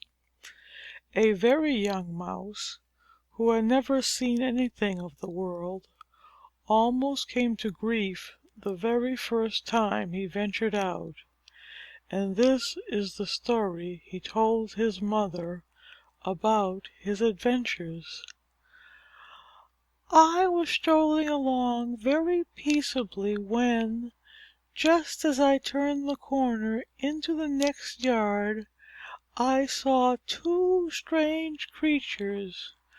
One of them had a very kind and gracious look, but the other was the most fearful monster you can imagine. You should have seen him. On top of his head and in front of his neck hung pieces of raw red meat. He walked about restlessly, tearing up the ground with his toes, and beating his arms savagely against his sides. The moment he caught sight of me, he opened his pointed mouth as if to swallow me, and then he let out a piercing roar that frightened me almost to death." Can you guess who it was that our young Mouse was trying to describe to his mother? It was nobody but the Barnyard Cock, and the first one the little Mouse had ever seen. "If it had not been for that terrible monster," the Mouse went on, "I should have made the acquaintance of the pretty creature who looked so good and gentle. He had thick, velvety fur, a meek face, and a look that was very modest, though his eyes were bright and shining. As he looked at me, he waved his fine long tail and smiled. I am sure he was just about to speak to me when the monster I have told you about let out a screaming yell, and I ran for my life." "My son," said the Mother Mouse, "that gentle creature you saw was none other than the Cat. Under his kindly appearance he bears a grudge against every one of us. The other was nothing but a bird who wouldn't harm you in the least. As for the Cat, he eats us. So be thankful, my child, that you escaped with your life, and as long as you live, never judge people by their looks. Do not trust alone to outward appearances." The Wolf and the Shepherd. A Wolf had been prowling around a flock of sheep for a long time, and the Shepherd watched very anxiously to prevent him from carrying off a lamb. But the Wolf did not try to do any harm. Instead, he seemed to be helping the Shepherd take care of the sheep. At last the Shepherd got so used to seeing the Wolf about that he forgot how wicked he could be. One day he even went so far as to leave his flock in the Wolf's care while he went on an errand.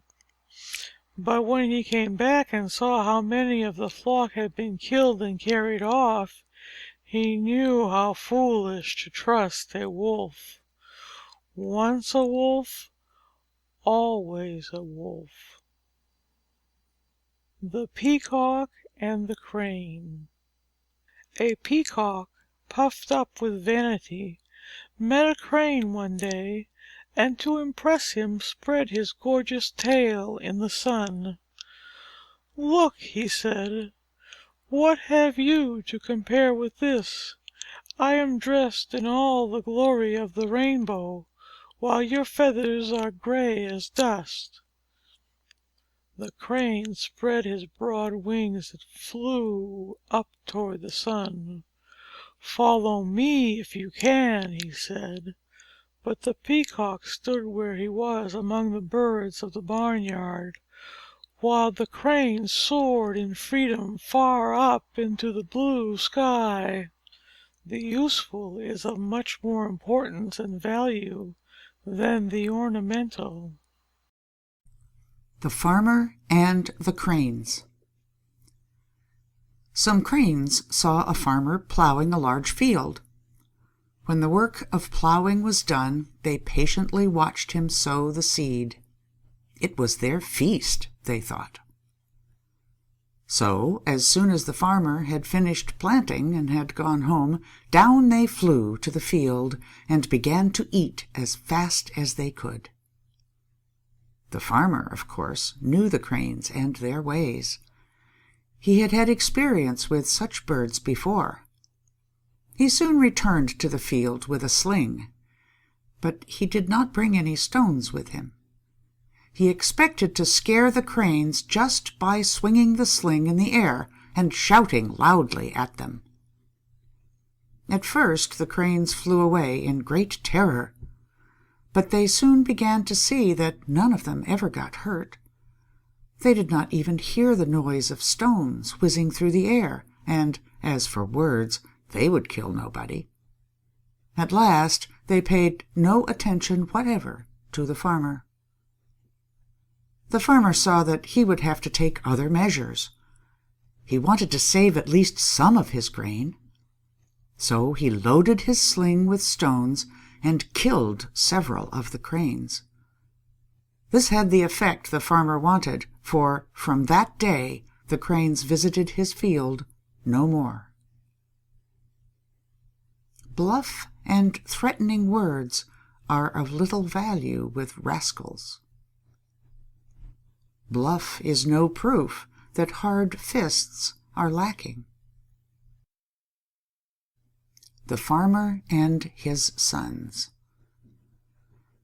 A rich old farmer, who felt that he had not many more days to live, called his sons to his bedside. "My sons," he said, "heed what I have to say to you. Do not on any account part with the estate that has belonged to our family for so many generations. Somewhere on it is hidden a rich treasure. I do not know the exact spot, but it is there, and you will surely find it. Spare no energy and leave no spot unturned in your search." The father died, and no sooner was he in his grave than the sons set to work digging with all their might, turning up every foot of ground with their spades, and going over the whole farm 2 or 3 times. No hidden gold did they find, but at harvest time, when they had settled their accounts and had pocketed a rich profit far greater than any of their neighbors, they understood that the treasure their father had told them about was the wealth of a bountiful crop, and that in their industry had they found the treasure. Industry is itself a treasure. The 2 Pots. 2 pots, one of brass and the other of clay, stood together on the hearthstone. One day the brass pot proposed to the earthen pot that they go out into the world together. But the earthen pot excused himself, saying that it would be wiser for him to stay in the corner by the fire. "It would take so little to break me," he said. "You know how fragile I am. The least shock is sure to shatter me." "Don't let that keep you at home," urged the brass pot. "I shall take very good care of you. If we should happen to meet anything hard, I will step between and save you." So the earthen pot at last consented, and the two set out side by side, jolting along on 3 stubby legs, first to this side, then to that, and bumping into each other at every step. The earthen pot could not survive that sort of companionship very long. They had not gone 10 paces before the earthen pot cracked, and at the next jolt he flew into 1,000 pieces. Equals make the best friends. The Goose and the Golden Egg. There was once a countryman who possessed the most wonderful goose you can imagine, for every day when he visited the nest, the goose had laid a beautiful, glittering, golden egg. The countryman took the eggs to market and soon began to get rich. But it was not long before he grew impatient with the goose because she gave him only a single golden egg a day. He was not getting rich fast enough. Then one day, after he had finished counting his money, the idea came to him that he could get all the golden eggs at once by killing the goose and cutting it open. But when the deed was done, not a single golden egg did he find, and his precious goose was dead. Those who have plenty want more, and so lose all they have. The Fighting Bulls and the Frog. 2 bulls were fighting furiously in a field, at one side of which was a marsh.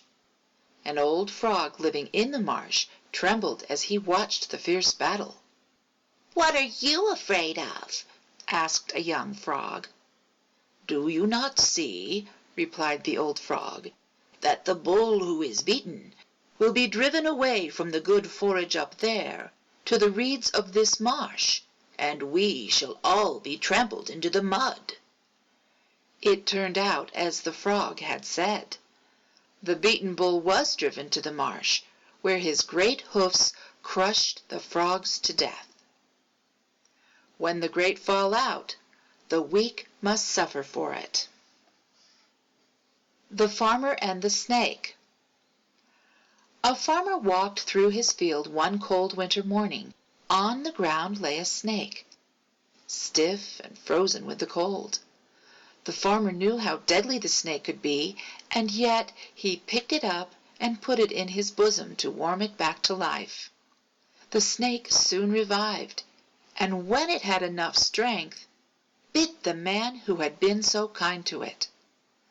The bite was deadly, and the farmer felt that he must die. As he drew his last breath, he said to those standing around, "Learn from my fate not to take pity on a scoundrel." The Sick Stag. A stag had fallen sick. He had just strength enough to gather some food and find a quiet clearing in the woods, where he lay down to wait until his strength could return. The animals heard about the stag's illness and came to ask after his health. Of course, they were all hungry and helped themselves freely to the stag's food. And, as you would expect, the stag soon starved to death. Goodwill is worth nothing unless it is accompanied by good acts. The Mouse and the Weasel. A little hungry mouse found his way one day into a basket of corn. He had to squeeze himself a good deal to get through the narrow opening between the strips of the basket. But the corn was tempting, and the mouse was determined to get in. When at last he had succeeded, he gorged himself to bursting. Indeed, he became about 3 times as big around the middle as he was when he went in. At last he felt satisfied and dragged himself to the opening to get out again. But the best he could do was to get his head out. So there he sat, groaning and moaning, both from the discomfort inside him and his anxiety to escape from the basket. Just then a weasel came by. He understood the situation quickly. "My friend," he said, "I know what you've been doing. You've been stuffing. That's what you get. You'll have to stay here till you feel just like you did when you went in. Good night, and good enough for you." And that was all the sympathy the poor mouse got. Greediness leads to misfortune. The Spendthrift and the Swallow. A young fellow who was very popular among his boon companions as a good spender quickly wasted his fortune trying to live up to his reputation. Then, one fine day in early spring, he found himself with not a penny left and no property save the clothes he wore. He was to meet some jolly young men that morning, and was at his wits' end how to get enough money to keep up appearances.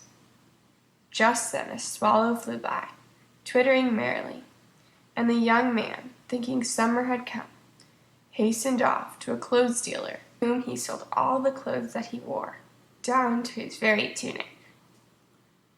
A few days later, a change in weather brought a severe frost, and the poor swallow, and that foolish young man, in his light tunic, with his arms and knees bare, could scarcely keep the life in their shivering bodies.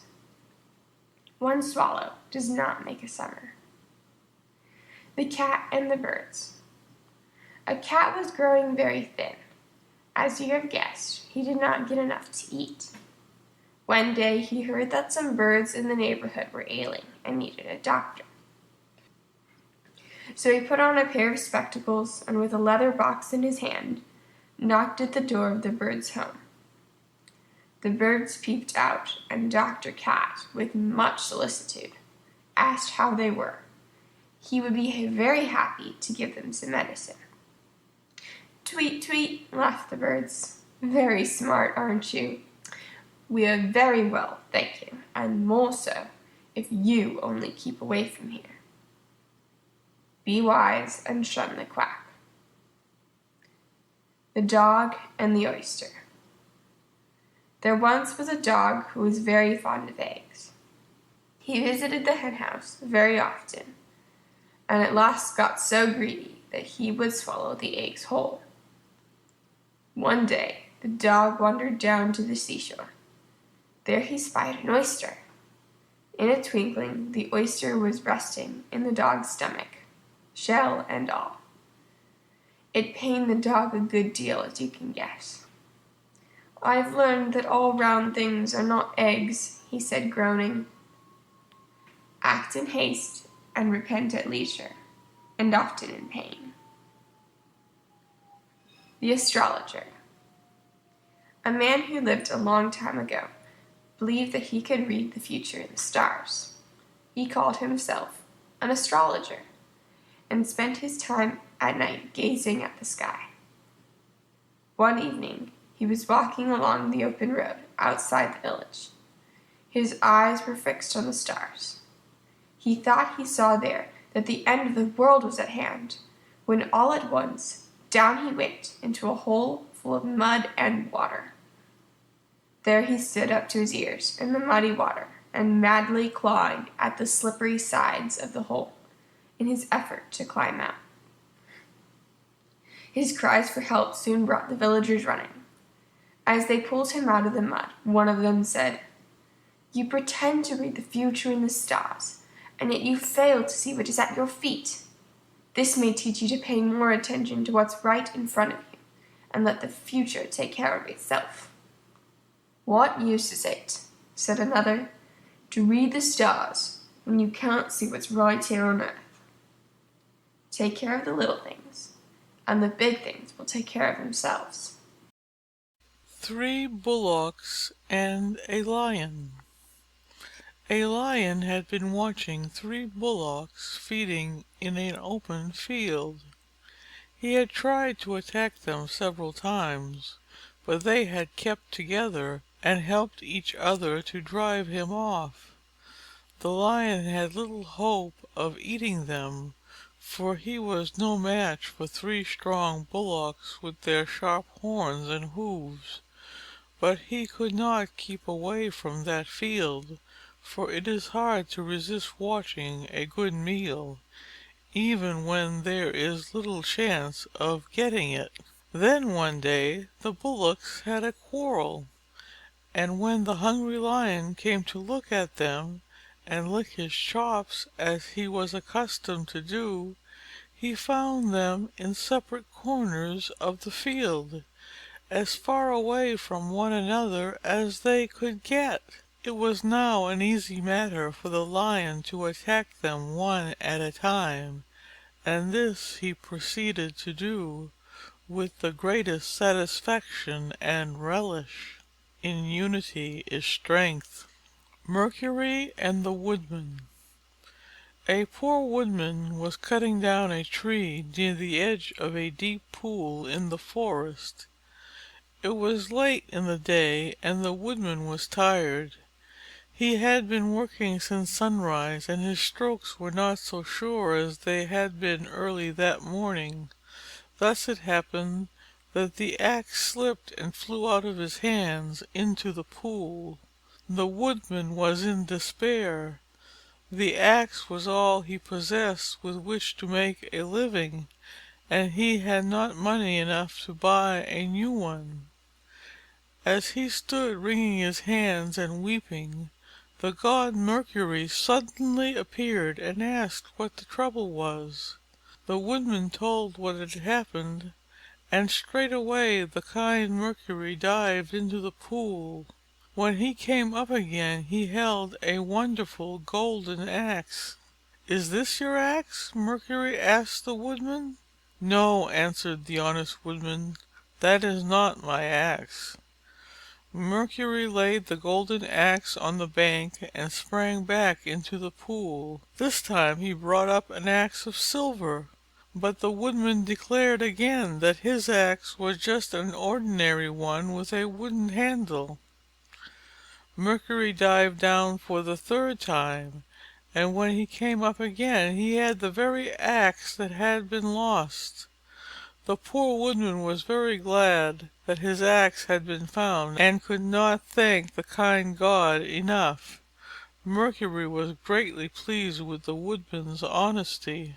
"I admire your honesty," he said, "and as a reward you may have all 3 axes, the gold and the silver as well as your own." The happy woodman returned home with his treasures, and soon the story of his good fortune was known to everybody in the village. Now there were several woodmen in the village who believed that they could easily win the same good fortune. They hurried out into the woods, one here, one there, and hiding their axes in the bushes, pretended they had lost them. Then they wept and wailed and called on Mercury to help them. And indeed Mercury did appear, first to this one, then to that. To each one he showed an axe of gold, and each one eagerly claimed it to be the one he had lost.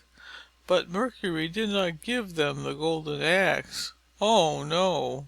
Instead, he gave them each a hard whack over the head with it and sent them home. And when they returned next day to look for their own axes, they were nowhere to be found. Honesty is the best policy. The Frog and the Mouse. A young mouse, in search of adventure, was running along the bank of a pond where lived a frog. When the frog saw the mouse, he swam to the bank and croaked, "Won't you pay me a visit? I can promise you a good time if you do."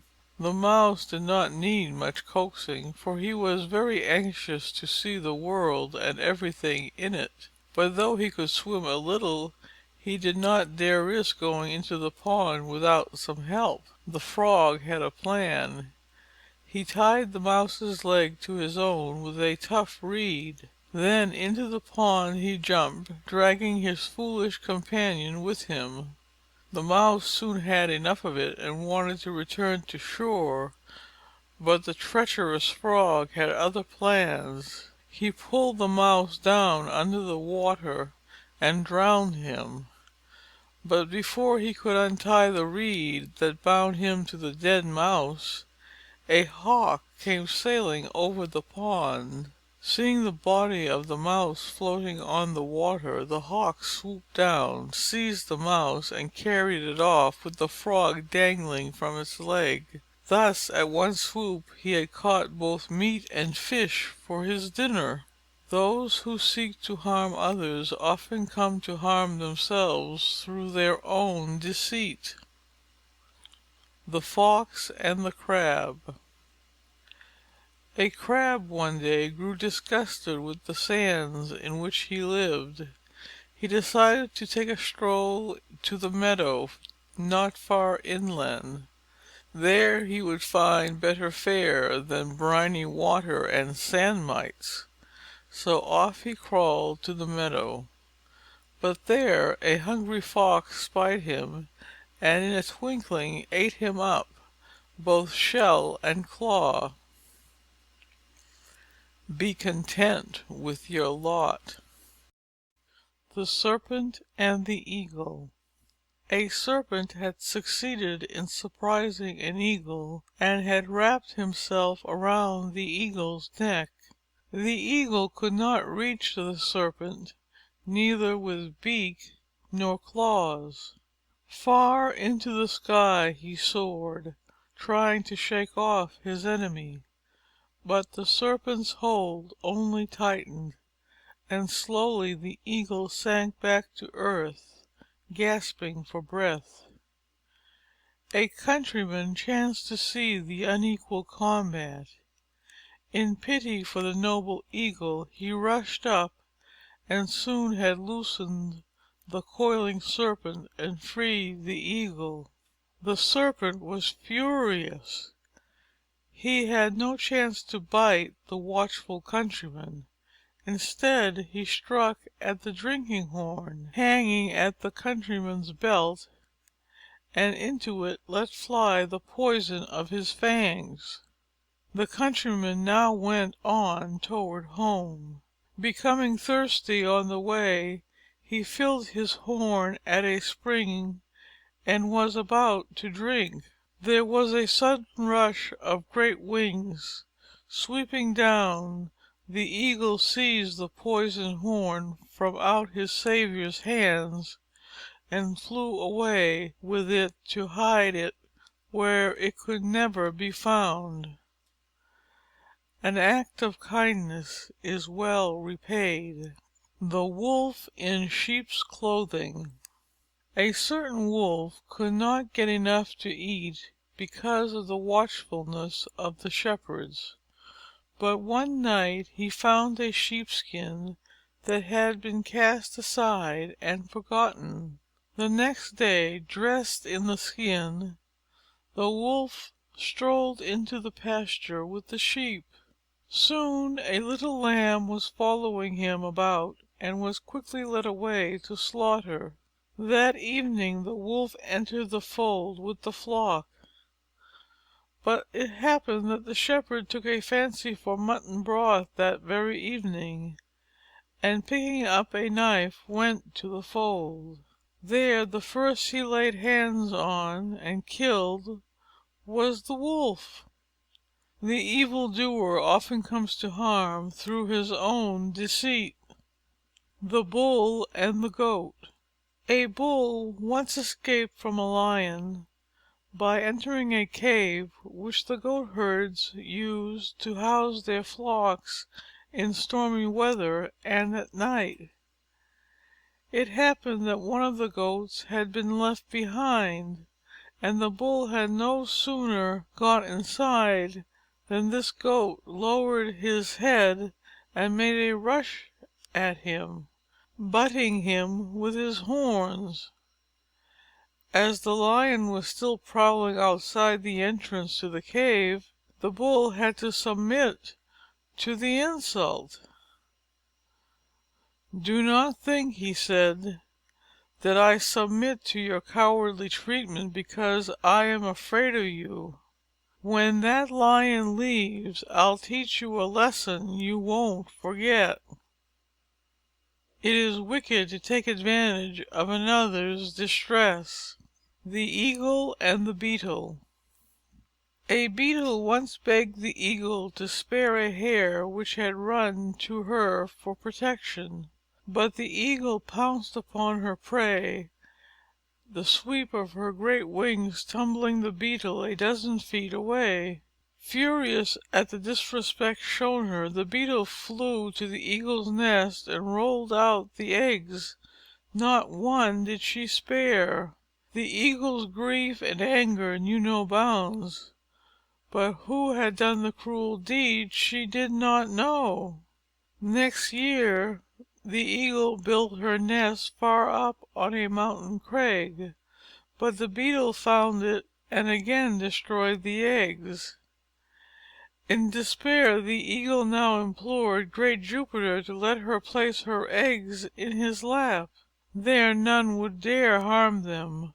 But the Beetle buzzed about Jupiter's head, and made him rise to drive her away, and the eggs rolled from his lap. Now the Beetle told the reason for her action, and Jupiter had to acknowledge the justice of her cause. And they say that ever after, while the Eagle's eggs lie in the nest in spring, the Beetle still sleeps in the ground, for so Jupiter commanded. Even the weakest may find means to avenge a wrong. The Old Lion and the Fox.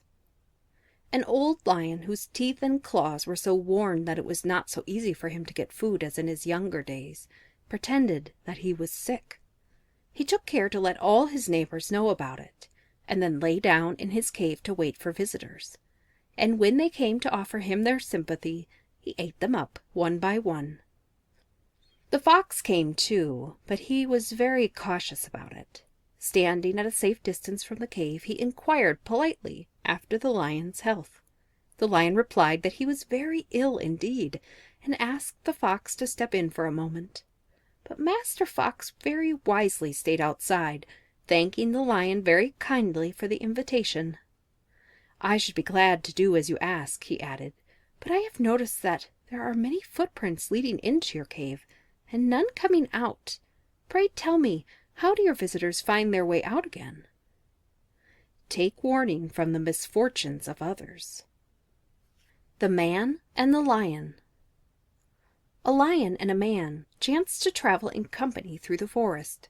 They soon began to quarrel, for each of them boasted that he and his kind were far superior to the other both in strength and mind.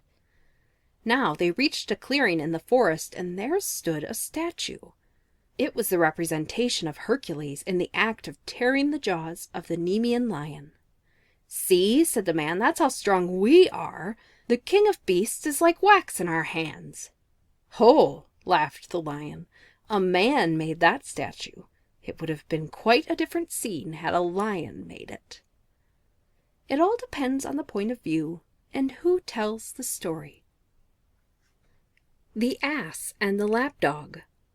There was once an ass whose master also owned a lapdog.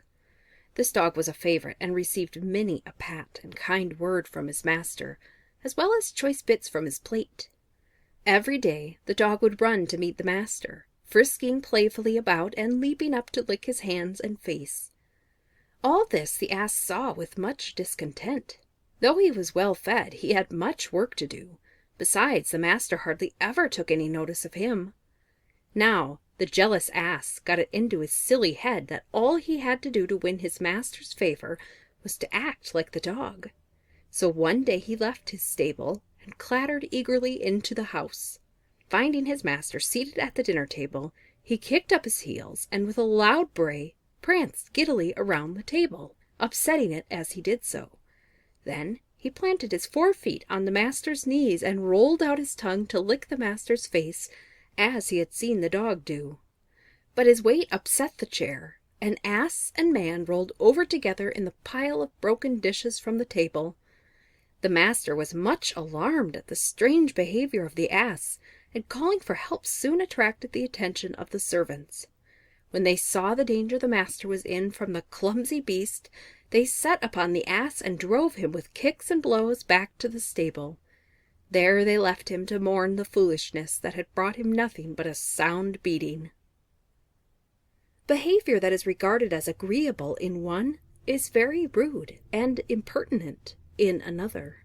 Do not try to gain favor by acting in a way that is contrary to your own nature and character.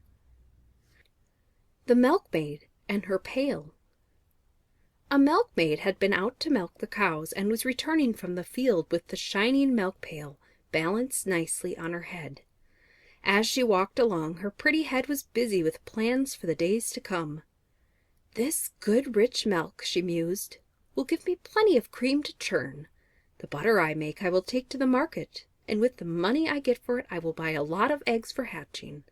How nice it will be when they are all hatched and the yard is full of fine young chicks.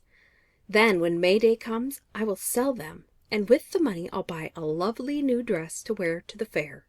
All the young men will look at me. They will come and try to make love to me, but I shall very quickly send them about their business." As she thought of how she would settle that matter, she tossed her head scornfully, and down fell the pail of milk to the ground, and all the milk flowed out, and with it vanished butter, and eggs, and chicks, and new dress, and all the milkmaid's pride. Do not count your chickens before they are hatched. The Wolf and the Shepherd. A wolf, lurking near the shepherd's hut, saw the shepherd and his family feasting on a roasted lamb. "Aha!" he muttered. "What a great shouting and running about there would have been, had they caught me at just the very thing they are doing with so much enjoyment." Men often condemn others for what they see no wrong in doing themselves. The Goatherd and the Goat. A goat strayed away from the flock, tempted by a patch of clover. The goatherd tried to call it back, but in vain. It would not obey him. Then he picked up a stone and threw it, breaking the goat's horn. The goatherd was frightened. "Do not tell the master," he begged the goat. "No," said the goat. "That broken horn can speak for itself. Wicked deeds will not stay hid." The Miser. A miser had buried his gold in a secret place in his garden. Every day he went to the spot, dug up the treasure, and counted it piece by piece to make sure it was all there. He had made so many trips that a thief, who had been observing him, guessed what it was the miser had hidden, and one night quietly dug up the treasure and made off with it. When the miser discovered his loss, he was overcome with grief and despair. He groaned and cried and tore his hair. A passerby heard his cries and asked what had happened. "My gold! Oh, my gold!" cried the miser wildly. "Someone has robbed me." "Your gold? There in that hole? Why did you put it there? Why did you not keep it in the house where you could easily get it when you had to buy things?" "Buy!" screamed the miser angrily. "Why, I never touched the gold. I couldn't think of spending any of it." The stranger picked up a large stone and threw it into the hole. "If that is the case," he said, "cover up that stone. It is worth just as much to you as the treasure you lost." A possession is worth no more than the use we make of it. The Wolf and the House Dog. There was once a wolf who got very little to eat because the dogs of the village were so wide awake and watchful. He was really nothing but skin and bones, and it made him very downhearted to think of it. One night this wolf happened to fall in with a fine fat house dog who had wandered a little too far from home. The wolf would gladly have eaten him then and there, but the house dog looked strong enough to leave his mark should he try it. So the wolf spoke very humbly to the dog, complimenting him on his fine appearance. You can be as well fed as I am if you want to, replied the dog. Leave the woods. There you live miserably. Why, you have to fight hard for every bite you get. Follow my example, and you will get along beautifully. What must I do? Asked the wolf. Hardly anything, answered the house dog. Chase people who carry canes, bark at beggars, and fawn on the people of the house. In return, you will get tidbits of every kind, chicken bones, choice bits of meat, sugar, cake, and much more besides, not to speak of kind words and caresses. The wolf had such a beautiful vision of his coming happiness that he almost wept. But just then he noticed that the hair on the dog's neck was worn and the skin was chafed. What is that on your neck? Nothing at all, replied the dog. What? Nothing? Oh, just a trifle.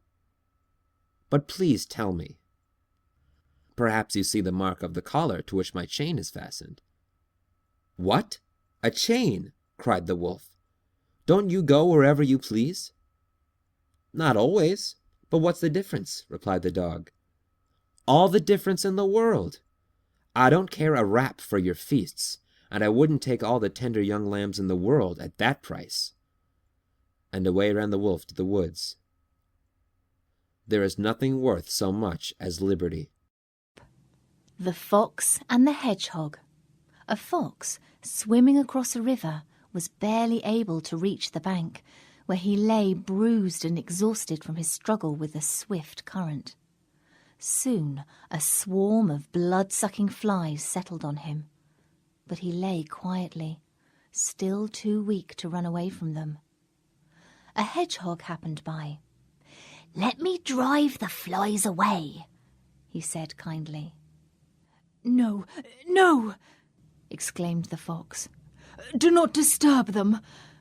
They have taken all they can hold. If you drive them away, another greedy swarm will come and take the little blood I have left."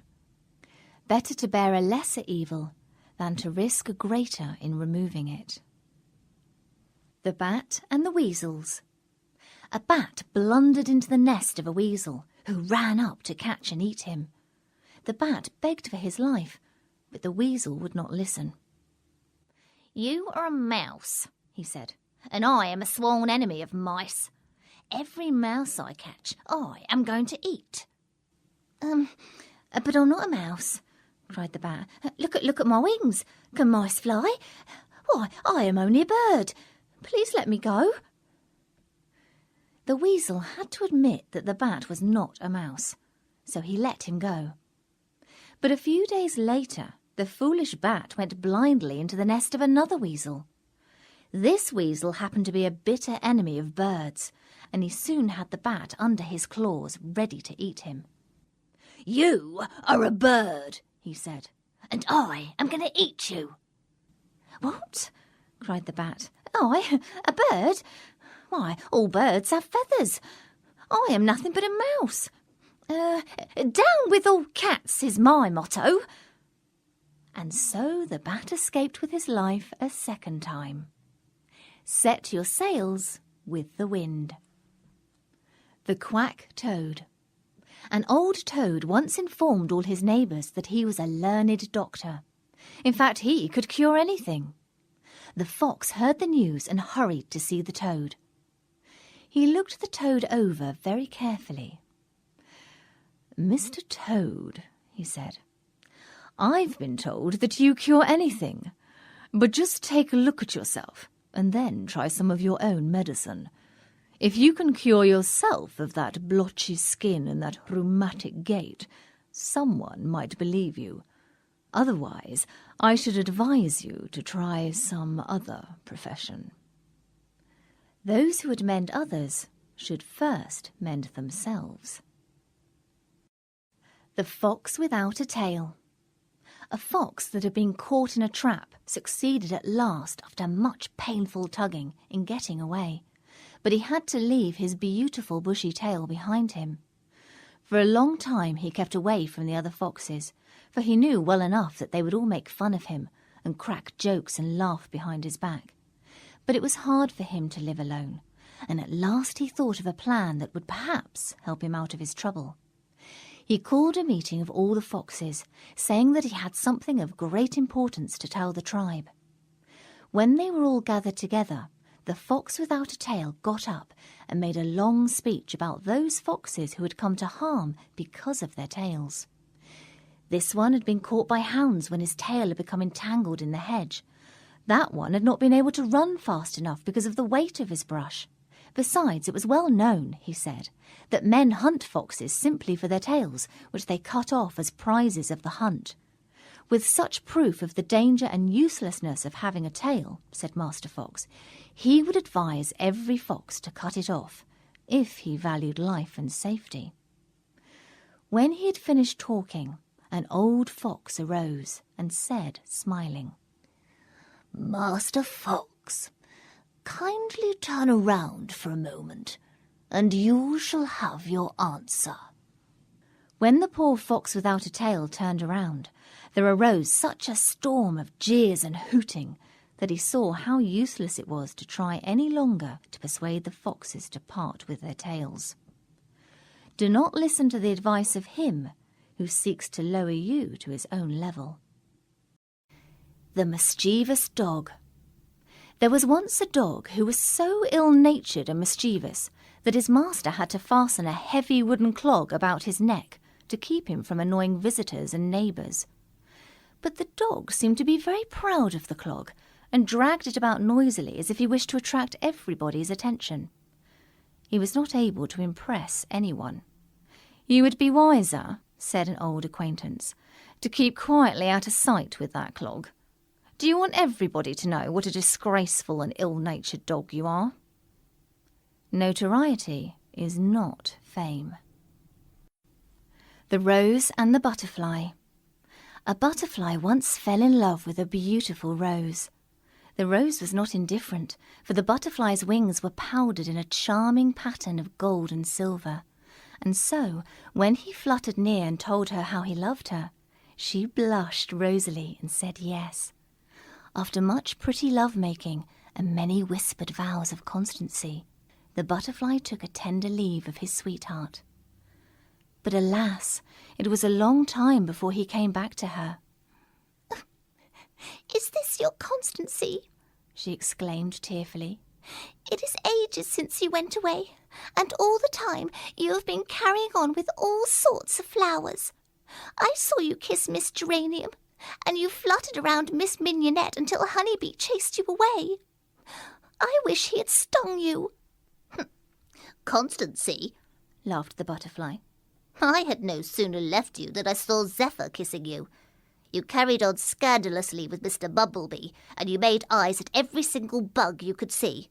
You can't expect any constancy from me."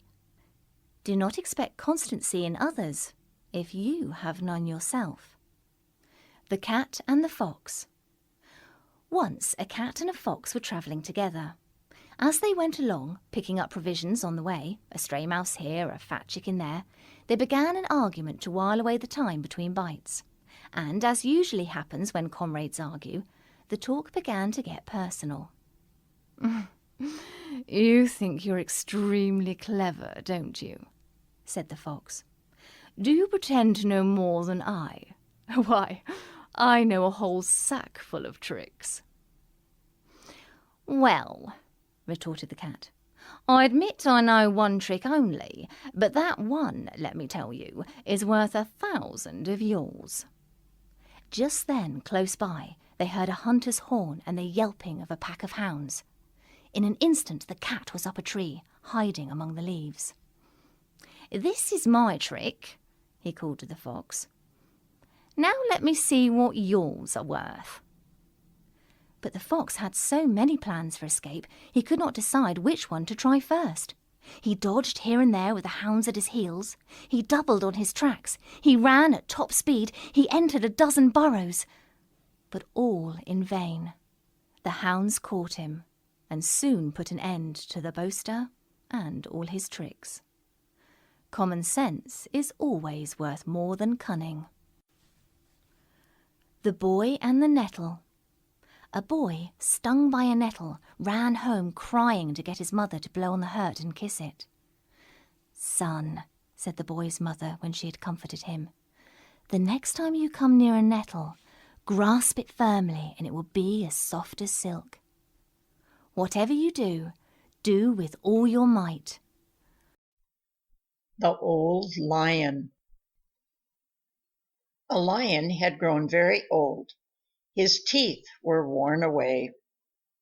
His limbs could no longer bear him, and the king of beasts was very pitiful indeed as he lay gasping on the ground, about to die. Where now his strength and his former graceful beauty? Now a boar spied him, and rushing at him, gored him with his yellow tusk. A bull trampled him with his heavy hoofs. Even a contemptible ass let fly his heels and brayed his insults in the face of the lion. It is cowardly to attack the defenseless, though he be an enemy. The Fox and the Pheasants. One moonlight evening, as Mr. Fox was taking his usual stroll in the woods, he saw a number of pheasants perched quite out of his reach on the limb of a tall old tree. The sly fox soon found a bright patch of moonlight, where the pheasants could see him clearly. There he raised himself up on his hind legs and began a wild dance. First he whirled round and round like a top. Then he hopped up and down, cutting all sorts of strange capers. The pheasants stared giddily. They hardly dared blink for fear of losing him out of their sight a single instant. Now the fox made as if to climb a tree. Now he fell over and laid still, playing dead, and the next instant he was hopping on all fours, his back in the air, and his bushy tail shaking so that it seemed to throw out silver sparks in the moonlight.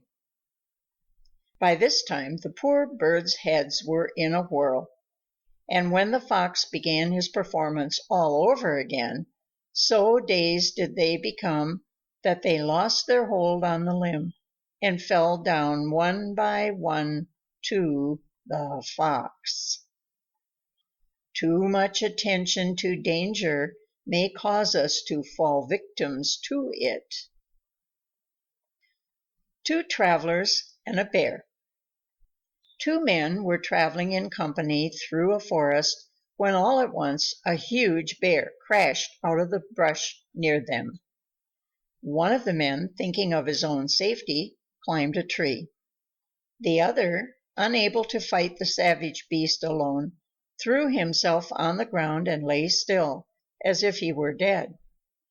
He had heard that a bear will not touch a dead body.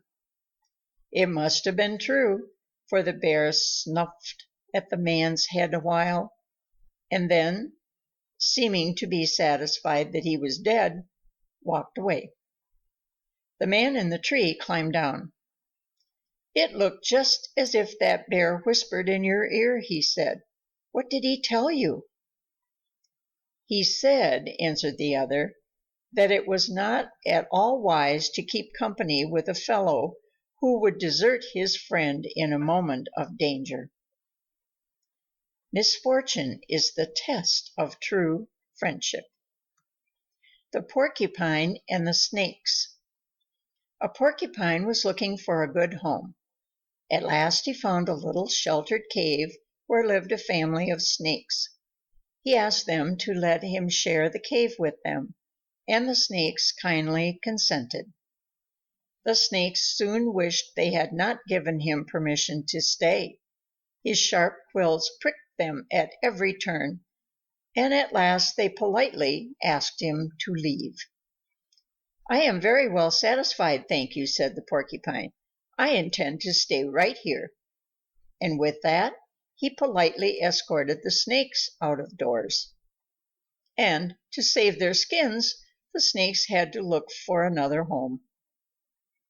Give a finger and lose a hand. The Fox and the Monkey. At a great meeting of the animals, who had gathered to elect a new ruler, the Monkey was asked to dance. This he did so well, with 1,000 funny capers and grimaces, that the animals were carried entirely off their feet with enthusiasm, and then and there elected him their king. The Fox did not vote for the Monkey, and was much disgusted with the animals for electing so unworthy a ruler. One day he found a trap with a bit of meat in it. Hurrying to King Monkey, he told him he had found a rich treasure which he had not touched because it belonged by right to His Majesty the Monkey. The greedy Monkey followed the Fox to the trap. As soon as he saw the meat, he grasped eagerly for it, only to find himself held fast in the trap. The Fox stood off and laughed. "You pretend to be our king," he said, "and cannot even take care of yourself." Shortly after that, another election among the animals was held. The true leader proves himself by his qualities. The Mother and the Wolf. Early one morning a hungry wolf was prowling around a cottage at the edge of a village, when he heard a child crying in the house.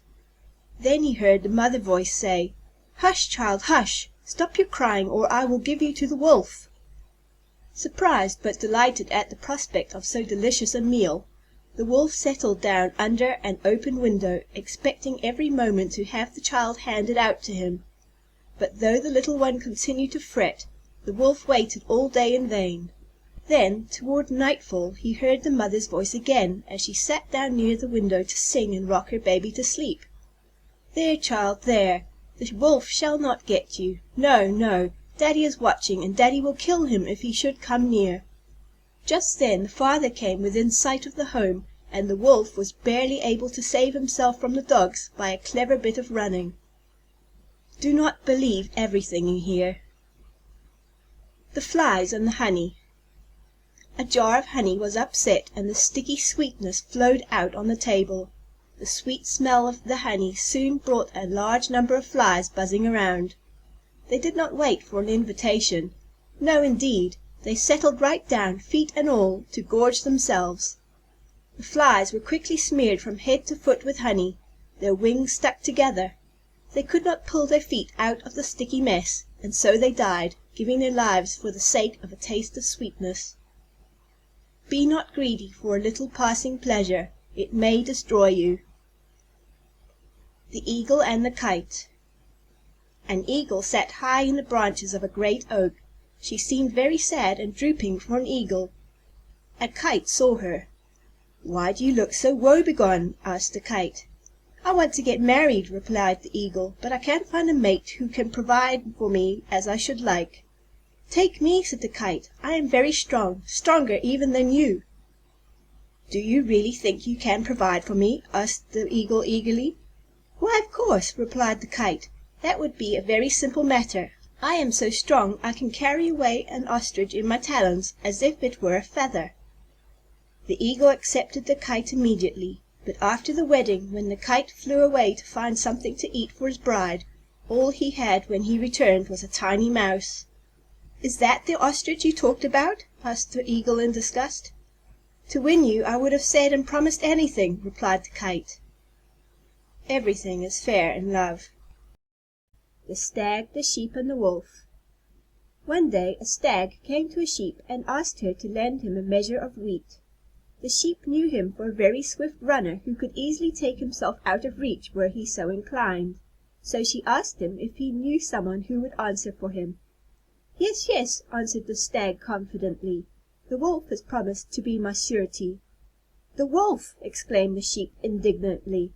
"Do you think I would trust you on such security? I know the wolf. He takes what he wants and runs off with it without paying. As for you, you can use your legs so well that I should have little chance of collecting the debt if I had to catch you for it." Two blacks do not make a white. The Animals and the Plague.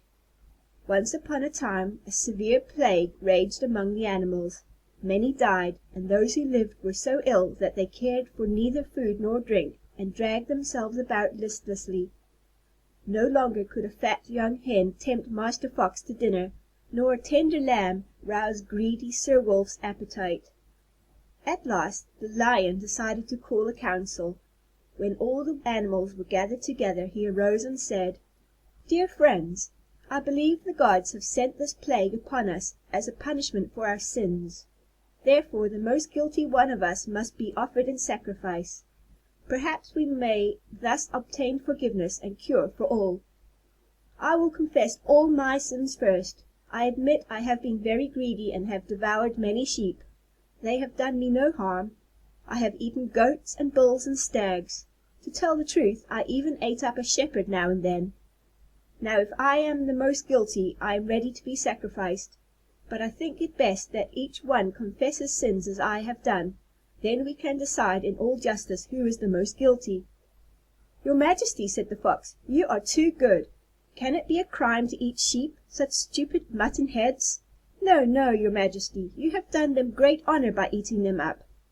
And so far as shepherds are concerned, we all know they belong to that puny race that pretends to be our masters." All the animals applauded the Fox loudly. Then, though the tiger, the bear, the wolf, and all the savage beasts recited the most wicked deeds, all were excused and made to appear very saint-like and innocent. Now it was the ass's turn to confess. "I remember," he said guiltily, "that one day as I was passing a field belonging to some priests, I was so tempted by the tender grass and my hunger that I could not resist nibbling a bit of it. I had no right to it, I admit." A great uproar among the beasts interrupted him. Here was the culprit who had brought misfortune on all of them. What a horrible crime it was to eat grass that belonged to someone else! It was enough to hang anyone for, so much more an ass. Immediately they all fell upon him, the wolf in the lead, and soon had made an end to him, sacrificing him to the gods then and there, and without the formality of an altar. The weak are made to suffer for the misdeeds of the powerful. The Shepherd and the Lion. A shepherd, counting his sheep one day, discovered that a number of them were missing. Much irritated, he very loudly and boastfully declared that he would catch the thief and punish him as he deserved. The shepherd suspected a wolf of the deed, and so set out toward a rocky region among the hills, where there were caves infested by wolves. But before starting out, he made a vow to Jupiter that if he would help him find the thief, he would offer a fat calf as a sacrifice. The shepherd searched a long time without finding any wolves, but just as he was passing near a large cave on the mountain side, a huge lion stalked out, carrying a sheep. In great terror the shepherd fell on his knees. "Alas, O Jupiter, man does not know what he asks. To find the thief, I offer to sacrifice a fat calf. Now I promise you a full-grown bull, if you but make the thief go away." We are often not so eager for what we seek after we have found it. Do not foolishly ask for things that would bring ruin if they were granted. The Dog and his Reflection. A dog, to whom the butcher had thrown a bone, was hurrying home with his prize as fast as he could go. As he crossed a narrow footbridge, he happened to look down and saw himself reflected in the quiet water, as if in a mirror. But the greedy dog thought he saw a real dog carrying a bone much bigger than his own. If he had stopped to think, he would have known better, but instead of thinking, he dropped his bone and sprang at the dog in the river, only to find himself swimming for dear life to reach the shore. At last he managed to scramble out, but as he stood sadly thinking about the good bone he had lost, he realized what a stupid dog he had been. It is very foolish to be greedy. The Hare and the Tortoise. A hare was making fun of the tortoise one day for being so slow. "Do you ever get anywhere?" he asked with a mocking laugh. "Yes," replied the tortoise, "and I get there sooner than you think. I'll run you a race and prove it." The hare was much amused at the idea of running a race with the tortoise, but for the fun of the thing he agreed. So the fox, who had consented to act as judge, marked the distance and started the runners off. The hare was soon far out of sight, and to make the tortoise feel very deeply how ridiculous it was for him to try to race with a hare, he lay down beside the course to take a nap until the tortoise should catch up. The tortoise meanwhile kept going slowly but steadily, and after a time passed the place where the hare was sleeping. But the hare slept on very peacefully, and when at last he did wake up, The tortoise was near the goal. The hare now ran his swiftest, but he could not overtake the tortoise in time. The race is not always to the swift. The bees and wasps and the hornet. A store of honey had been found in a hollow tree, and the wasps declared positively that it belonged to them.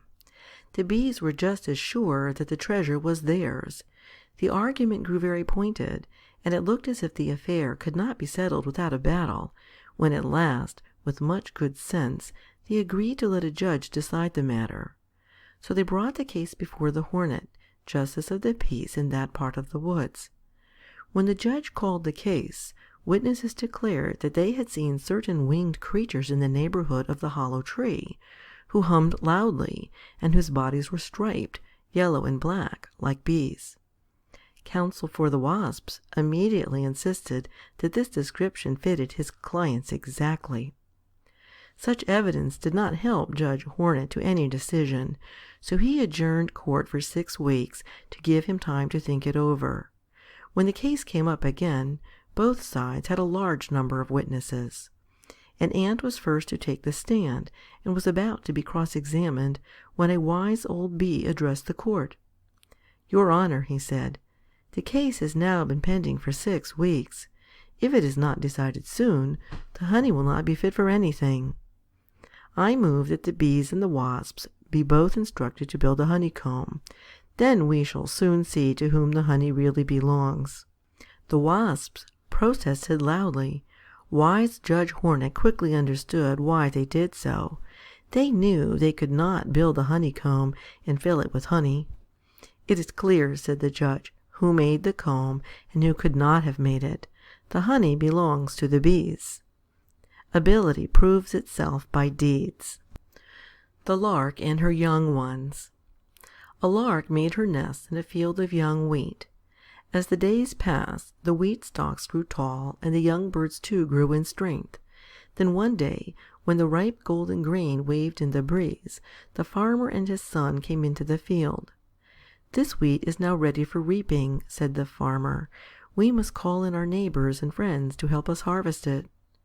The young larks in their nest close by were much frightened, for they knew they would be in great danger if they did not leave the nest before the reapers came. When the mother lark returned with food for them, they told her what they had heard. "Do not be frightened, children," said the mother lark. "If the farmer said he would call in his neighbors and friends to help him do his work, this wheat will not be reaped for a while yet." A few days later, the wheat was so ripe that when the wind shook the stalks, a hail of wheat grains came rustling down on the young larks' heads. "If this wheat is not harvested at once," said the farmer, "we shall lose half the crop. We cannot wait any longer for help from our friends. Tomorrow we must set to work ourselves." When the young larks told their mother what they had heard that day, she said, "Then we must be off at once. When a man decides to do his own work and not depend on anyone else, then you may be sure there will be no more delay." There was much fluttering and trying out of wings that afternoon, and at sunrise next day, when the farmer and his son cut down the grain, they found an empty nest. Self-help is the best help. The Cat and the Old Rat. There was once a cat who was so watchful that a mouse hardly dared show the tip of his whiskers for fear of being eaten alive. That cat seemed to be everywhere at once, with his claws all ready for a pounce. At last the mice kept so closely to their dens that the cat saw he would have to use his wits well to catch one. So one day he climbed up on a shelf and hung from it, head downward, as if he were dead, holding himself up by clinging to some ropes with one paw. When the mice peeped out and saw him in that position, they thought he had been hung up there in punishment for some misdeed. Very timidly at first they stuck out their heads and sniffed about carefully, but as nothing stirred, all trooped joyfully out to celebrate the death of the cat. Just then the cat let go his hold, and before the mice recovered from their surprise, he had made an end of 3 or 4. Now the mice kept more strictly at home than ever, but the cat, who was still hungry for mice, knew more tricks than one. Rolling himself in flour until he was covered completely, he lay down in the flour bin with one eye open for the mice. Sure enough, the mice soon began to come out. To the cat it was almost as if he had already had a plump young mouse under his claws, when an old rat, who had had much experience with cats and traps, and had even lost a part of his tail to pay for it, sat up at a safe distance from a hole in the wall where he lived. "Take care," he cried. "That may be a heap of meal, but it looks to me very much like the cat. Whatever it is wisest to keep at a safe distance. The wise do not let themselves be tricked a second time." The Fox and the Crow. One bright morning, as the Fox was following his sharp nose through the wood in search of a bite to eat, he saw a crow on the limb of a tree overhead. This was by no means the first crow the Fox had ever seen. What caught his attention this time, and made him stop for a second look, was that the lucky crow held a bit of cheese in her beak. "No need to search any farther," thought sly Master Fox. "Here is a dainty bite for my breakfast." Up he trotted to the foot of the tree in which the crow was sitting, and looked up admiringly. He cried, "Good morning, beautiful creature." The crow, her head cocked on one side, watched the Fox suspiciously, but she kept her beak tightly closed on the cheese and did not return his greeting. "What a charming creature she is," said the Fox. "How her feathers shine! What a beautiful form, and what splendid wings! Such a wonderful bird should have a very lovely voice, since everything else about her is so perfect. Could she just sing one song, I know I would hail her Queen of the Birds." Listening to these flattering words, the crow forgot all her suspicion and also her breakfast. She wanted very much to be called the Queen of the Birds. So she opened her beak wide to utter her loudest caw, and down fell the cheese straight into the Fox's open mouth. "Thank you," said Master Fox sweetly as he walked off. "Though it is cracked, you have a voice sure enough. But where are your wits?" The flatterer lives at the expense of those who will listen to him. The Ass and its Shadow. A traveler had hired an ass to carry him to a distant part of the country.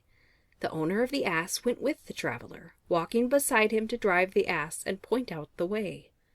The road led across a treeless plain where the sun beat down fiercely. So intense did the heat become that the traveler at last decided to stop for a rest, and as there was no other shade to be found, the traveler sat down in the shadow of the ass. Now the heat had affected the driver as much as it had the traveler, and even more, for he had been walking. Wishing also to rest in the shade cast by the ass, he began to quarrel with the traveler, saying he had hired the ass and not the shadow it cast. The two soon came to blows, and while they were fighting, the ass took to its heels. In quarreling about the shadow, we often lose the substance. The miller, his son, and the ass. One day, a long time ago, an old miller and his son were on their way to the market with an ass which they hoped to sell. They drove him very slowly, for they thought they would have a better chance to sell him if they kept him in good condition. As they walked along the highway, some travelers laughed loudly at them. "What foolishness!" cried one, "to walk when they might as well ride. The most stupid of the three is not the one you would expect it to be." The miller did not like to be laughed at, so he told his son to climb up and ride. They had gone a little farther along the road when 3 merchants passed by. "Oh-ho! What have we here?" they cried. "Respect old age, young man. Get down and let the old man ride." Though the miller was not tired, he made the boy get down and climbed up himself to ride, just to please the merchants. At the next turnstile, they overtook some women carrying market baskets, loaded with vegetables and other things to sell. "Look at the old fool!" exclaimed one of them, "perched on the ass, while that poor boy has to walk." The miller felt a bit vexed, but to be agreeable he told the boy to climb up behind him. They had no sooner started out again than a loud shout went up from another company of people on the road. "What a crime," cried one, "to load up a poor dumb beast like that! They look more able to carry the poor creature than he to carry them." "They must be on their way to sell the poor thing's hide," said another. The miller and his son quickly scrambled down, and a short time later the marketplace was thrown into an uproar as the two came along, carrying the donkey slung from a pole. A great crowd of people ran to get a closer look at the strange sight. The ass did not dislike being carried, but so many people came up to point at him and laugh and shout that he began to kick and bray, and then, just as they were crossing a bridge, the ropes that held him gave way, and down he tumbled into the river. The poor miller now set out sadly for home. By trying to please everybody, he had pleased nobody, and lost his ass besides. If you try to please all, you please none. The Ant and the Dove. A dove saw an ant fall into a brook. The ant struggled in vain to reach the bank, and in pity the dove dropped a blade of straw close beside it. Clinging to the straw like a shipwrecked sailor to a broken spar, the ant floated safely to shore. Soon after, the ant saw a man getting ready to kill the dove with a stone, but just as he cast the stone, the ant stung him in the heel, so that the pain made him miss his aim, and the startled dove flew to safety in a distant wood. A kindness is never wasted. The Man and the Satyr. A long time ago a man met a satyr in the forest and succeeded in making friends with him. The two soon became the best of comrades, living together in the man's hut. But one cold winter evening, as they were walking homeward, the satyr saw the man blow on his fingers. "Why do you do that?" asked the satyr. "To warm my hands," the man replied. When they reached home, the man prepared 2 bowls of porridge. These he placed steaming hot on the table, and the comrades sat down very cheerfully to enjoy the meal. But much to the satyr's surprise, the man began to blow into his bowl of porridge. "Why do you do that?" he asked. "To cool my porridge," replied the man. The satyr sprang hurriedly to his feet and made for the door. "Good-bye," he said. "I've seen enough. A fellow that blows hot and cold in the same breath cannot be friends with me." The man who talks for both sides is not to be trusted by either. The Wolf, the Kid, and the Goat. Mother Goat was going to market one morning to get provisions for her household, which consisted of but one little kid and herself. "Take good care of the house, my son," she said to the kid, as she carefully latched the door. "Do not let anyone in unless he gives you this password: 'Down with the wolf and all his race.'" Strangely enough, a wolf was lurking near and heard what the goat had said, so as soon as Mother Goat was out of sight, up he trotted to the door and knocked. "Down with the wolf and all his race," said the wolf softly. It was the right password, but when the kid peeped through a crack in the door and saw the shadowy figure outside, he did not feel at all easy. "Show me a white paw," he said, "or I won't let you in."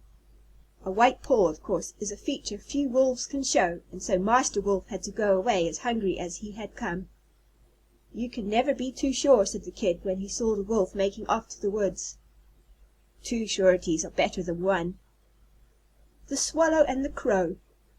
The Swallow and the Crow had an argument one day about their plumage. Said the Swallow, "Just look at my bright and downy feathers. Your black, stiff quills are not worth having. Why don't you dress better? Show a little pride." "Your feathers may do very well in spring," replied the Crow, "but I don't remember ever having seen you around in winter, and that's when I enjoy myself most.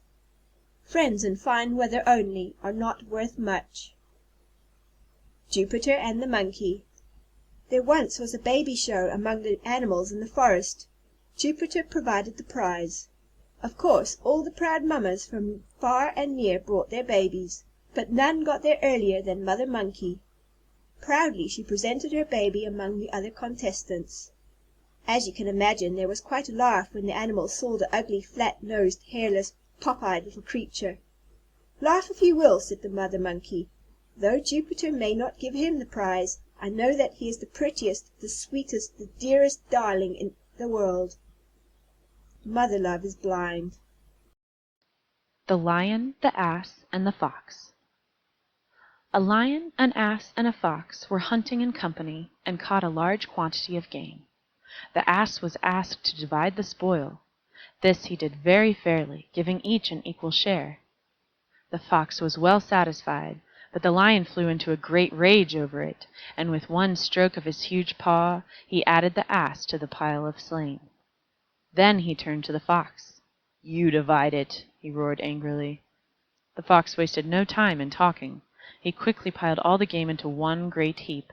From this he took a very small portion for himself, such undesirable bits as the horns and hoofs of a mountain goat, and the end of an ox tail. The Lion now recovered his good humor entirely. "Who taught you to divide so fairly?" he asked pleasantly. "I learned a lesson from the Ass," replied the Fox, carefully edging away. Learn from the misfortunes of others. The Lion's Share. A long time ago, the Lion, the Fox, the Jackal, and the Wolf agreed to go hunting together, sharing with each other whatever they found. One day the Wolf ran down a stag and immediately called his comrades to divide the spoil. Without being asked, the Lion placed himself at the head of the feast to do the carving, and, with a great show of fairness, began to count the guests. "One," he said, counting on his claws, "that is myself the Lion. 2, that's the Wolf. 3 is the Jackal, and the Fox makes 4. He then very carefully divided the stag into 4 equal parts. "I am King Lion," he said when he had finished, "so of course I get the first part. The next part falls to me because I am the strongest, and this is mine because I am the bravest." He now began to glare at the others very savagely. "If any of you have any claim to the part that is left," he growled, stretching his claws meaningly, "now is the time to speak up." Might makes right. The Mole and his Mother. A little Mole once said to his mother, "Why, Mother, you said I was blind, but I am sure I can see." Mother Mole saw she would have to get such conceit out of his head, so she put a bit of frankincense before him and asked him to tell what it was. The little Mole peered at it. "Why, that's a pebble!" "Well, my son, that proves you've lost your sense of smell as well as being blind. Boast of one thing, and you will be found lacking in that and a few other things as well." The North Wind and the Sun. The North Wind and the Sun had a quarrel about which of them was the stronger. While they were disputing with much heat and bluster, a traveler passed along the road wrapped in a cloak. "Let us agree," said the Sun, "that he is the stronger who can strip that traveler of his cloak." "Very well," growled the North Wind, and at once he sent a cold, howling blast against the traveler. With the first gust of the wind the ends of the cloak whipped about the traveler's body, but he immediately wrapped it closely around him, and the harder the wind blew, the tighter he held it to him. The North Wind tore angrily at the cloak, but all his efforts were in vain. Then the Sun began to shine. At first his beams were gentle, and in the pleasant warmth after the bitter cold of the North Wind, the traveler unfastened his cloak and let it hang loosely from his shoulders. The Sun's rays grew warmer and warmer. The man took off his cap and mopped his brow. At last he became so heated that he pulled off his cloak, and, to escape the blazing sunshine, threw himself down in the welcome shade of a tree by the roadside.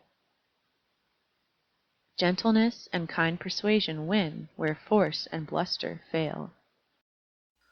The Hare and his Ears. The Lion had been badly hurt by the horns of a goat which he was eating. He was very angry to think that any animal that he chose for a meal should be so brazen as to wear such dangerous things as horns to scratch him while he ate. So he commanded that all animals with horns should leave his domains within 24 hours. The command struck terror among the beasts. All those who were so unfortunate as to have horns began to pack up and move out. Even the Hare, who, as you know, has no horns, and so had nothing to fear, passed a very restless night, dreaming awful dreams about the fearful Lion. And when he came out of the warren in the early morning sunshine, and there saw the shadow cast by his long and pointed ears, a terrible fright seized him. "Good-bye, neighbor Cricket," he called. "I'm off. He will certainly make out that my ears are horns, no matter what I say." Do not give your enemies the slightest reason to attack your reputation. Your enemies will seize any excuse to attack you. The Wolves and the Sheep. A pack of wolves lurked near the sheep pasture, but the dogs kept them all at a respectful distance, and the sheep grazed in perfect safety. But now the wolves thought of a plan to trick the sheep. "Why is there always this hostility between us?" they said. "If it were not for those dogs, who are always stirring up trouble, I am sure we should get along beautifully. Send them away, and you will see what good friends we shall become." The sheep were easily fooled. They persuaded the dogs to go away, and that very evening the wolves had the grandest feast of their lives. Do not give up friends for foes. The Cock and the Fox. A Fox was caught in a trap one fine morning, because he had got too near the farmer's hen house. No doubt he was hungry, but that was not an excuse for stealing. A Cock, rising early, discovered what had happened. He knew the Fox could not get at him, so he went a little closer to get a good look at his enemy. The Fox saw a slender chance of escape. "Dear friend," he said, "I was just on my way to visit a sick relative when I stumbled into this string and got all tangled up. But please do not tell anybody about it. I dislike causing sorrow to anybody, and I am sure I can soon gnaw this string to pieces." But the Cock was not to be so easily fooled. He soon roused the whole henyard, and when the farmer came running out, that was the end of Mr. Fox. The wicked deserve no aid. The Ass in the Lion's Skin. An Ass found a lion's skin left in the forest by a hunter. He dressed himself in it, and amused himself by hiding in a thicket and rushing out suddenly at the animals who passed that way. All took to their heels the moment they saw him. The Ass was so pleased to see the animals running away from him, just as if he were King Lion himself, that he could not keep from expressing his delight by a loud, harsh bray.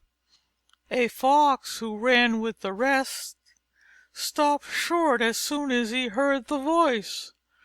Approaching the Ass, he said with a laugh, If you had kept your mouth shut, you might have frightened me too, but you gave yourself away with that silly bray.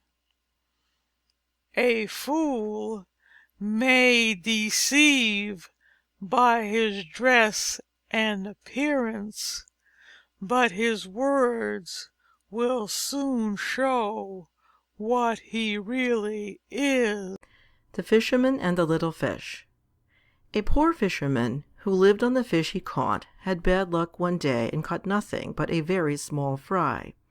The fisherman was about to put it in his basket when the little fish said, "Please spare me, Mr. Fisherman. I am so small, it is not worth while to carry me home. When I am bigger, I shall make you a much better meal." But the fisherman quickly put the fish into his basket. "How foolish I should be," he said, "to throw you back. However small you may be, you are better than nothing at all." A small gain is worth more than a large promise. The Fighting Cocks and the Eagle. Once there were two cocks living in the same farmyard who could not bear the sight of each other. At last one day they flew up to fight it out, beak and claw. They fought until one of them was beaten and crawled off to a corner to hide. The cock that had won the battle flew to the top of the hen house, and proudly flapping his wings, crowed with all his might to tell the world about his victory. But an eagle, circling overhead, heard the boasting chanticleer, and, swooping down, carried him off to his nest. His rival saw the deed, and coming out of his corner, took his place as master of the farmyard. Pride goes before a fall. End of the Aesop for Children by Aesop.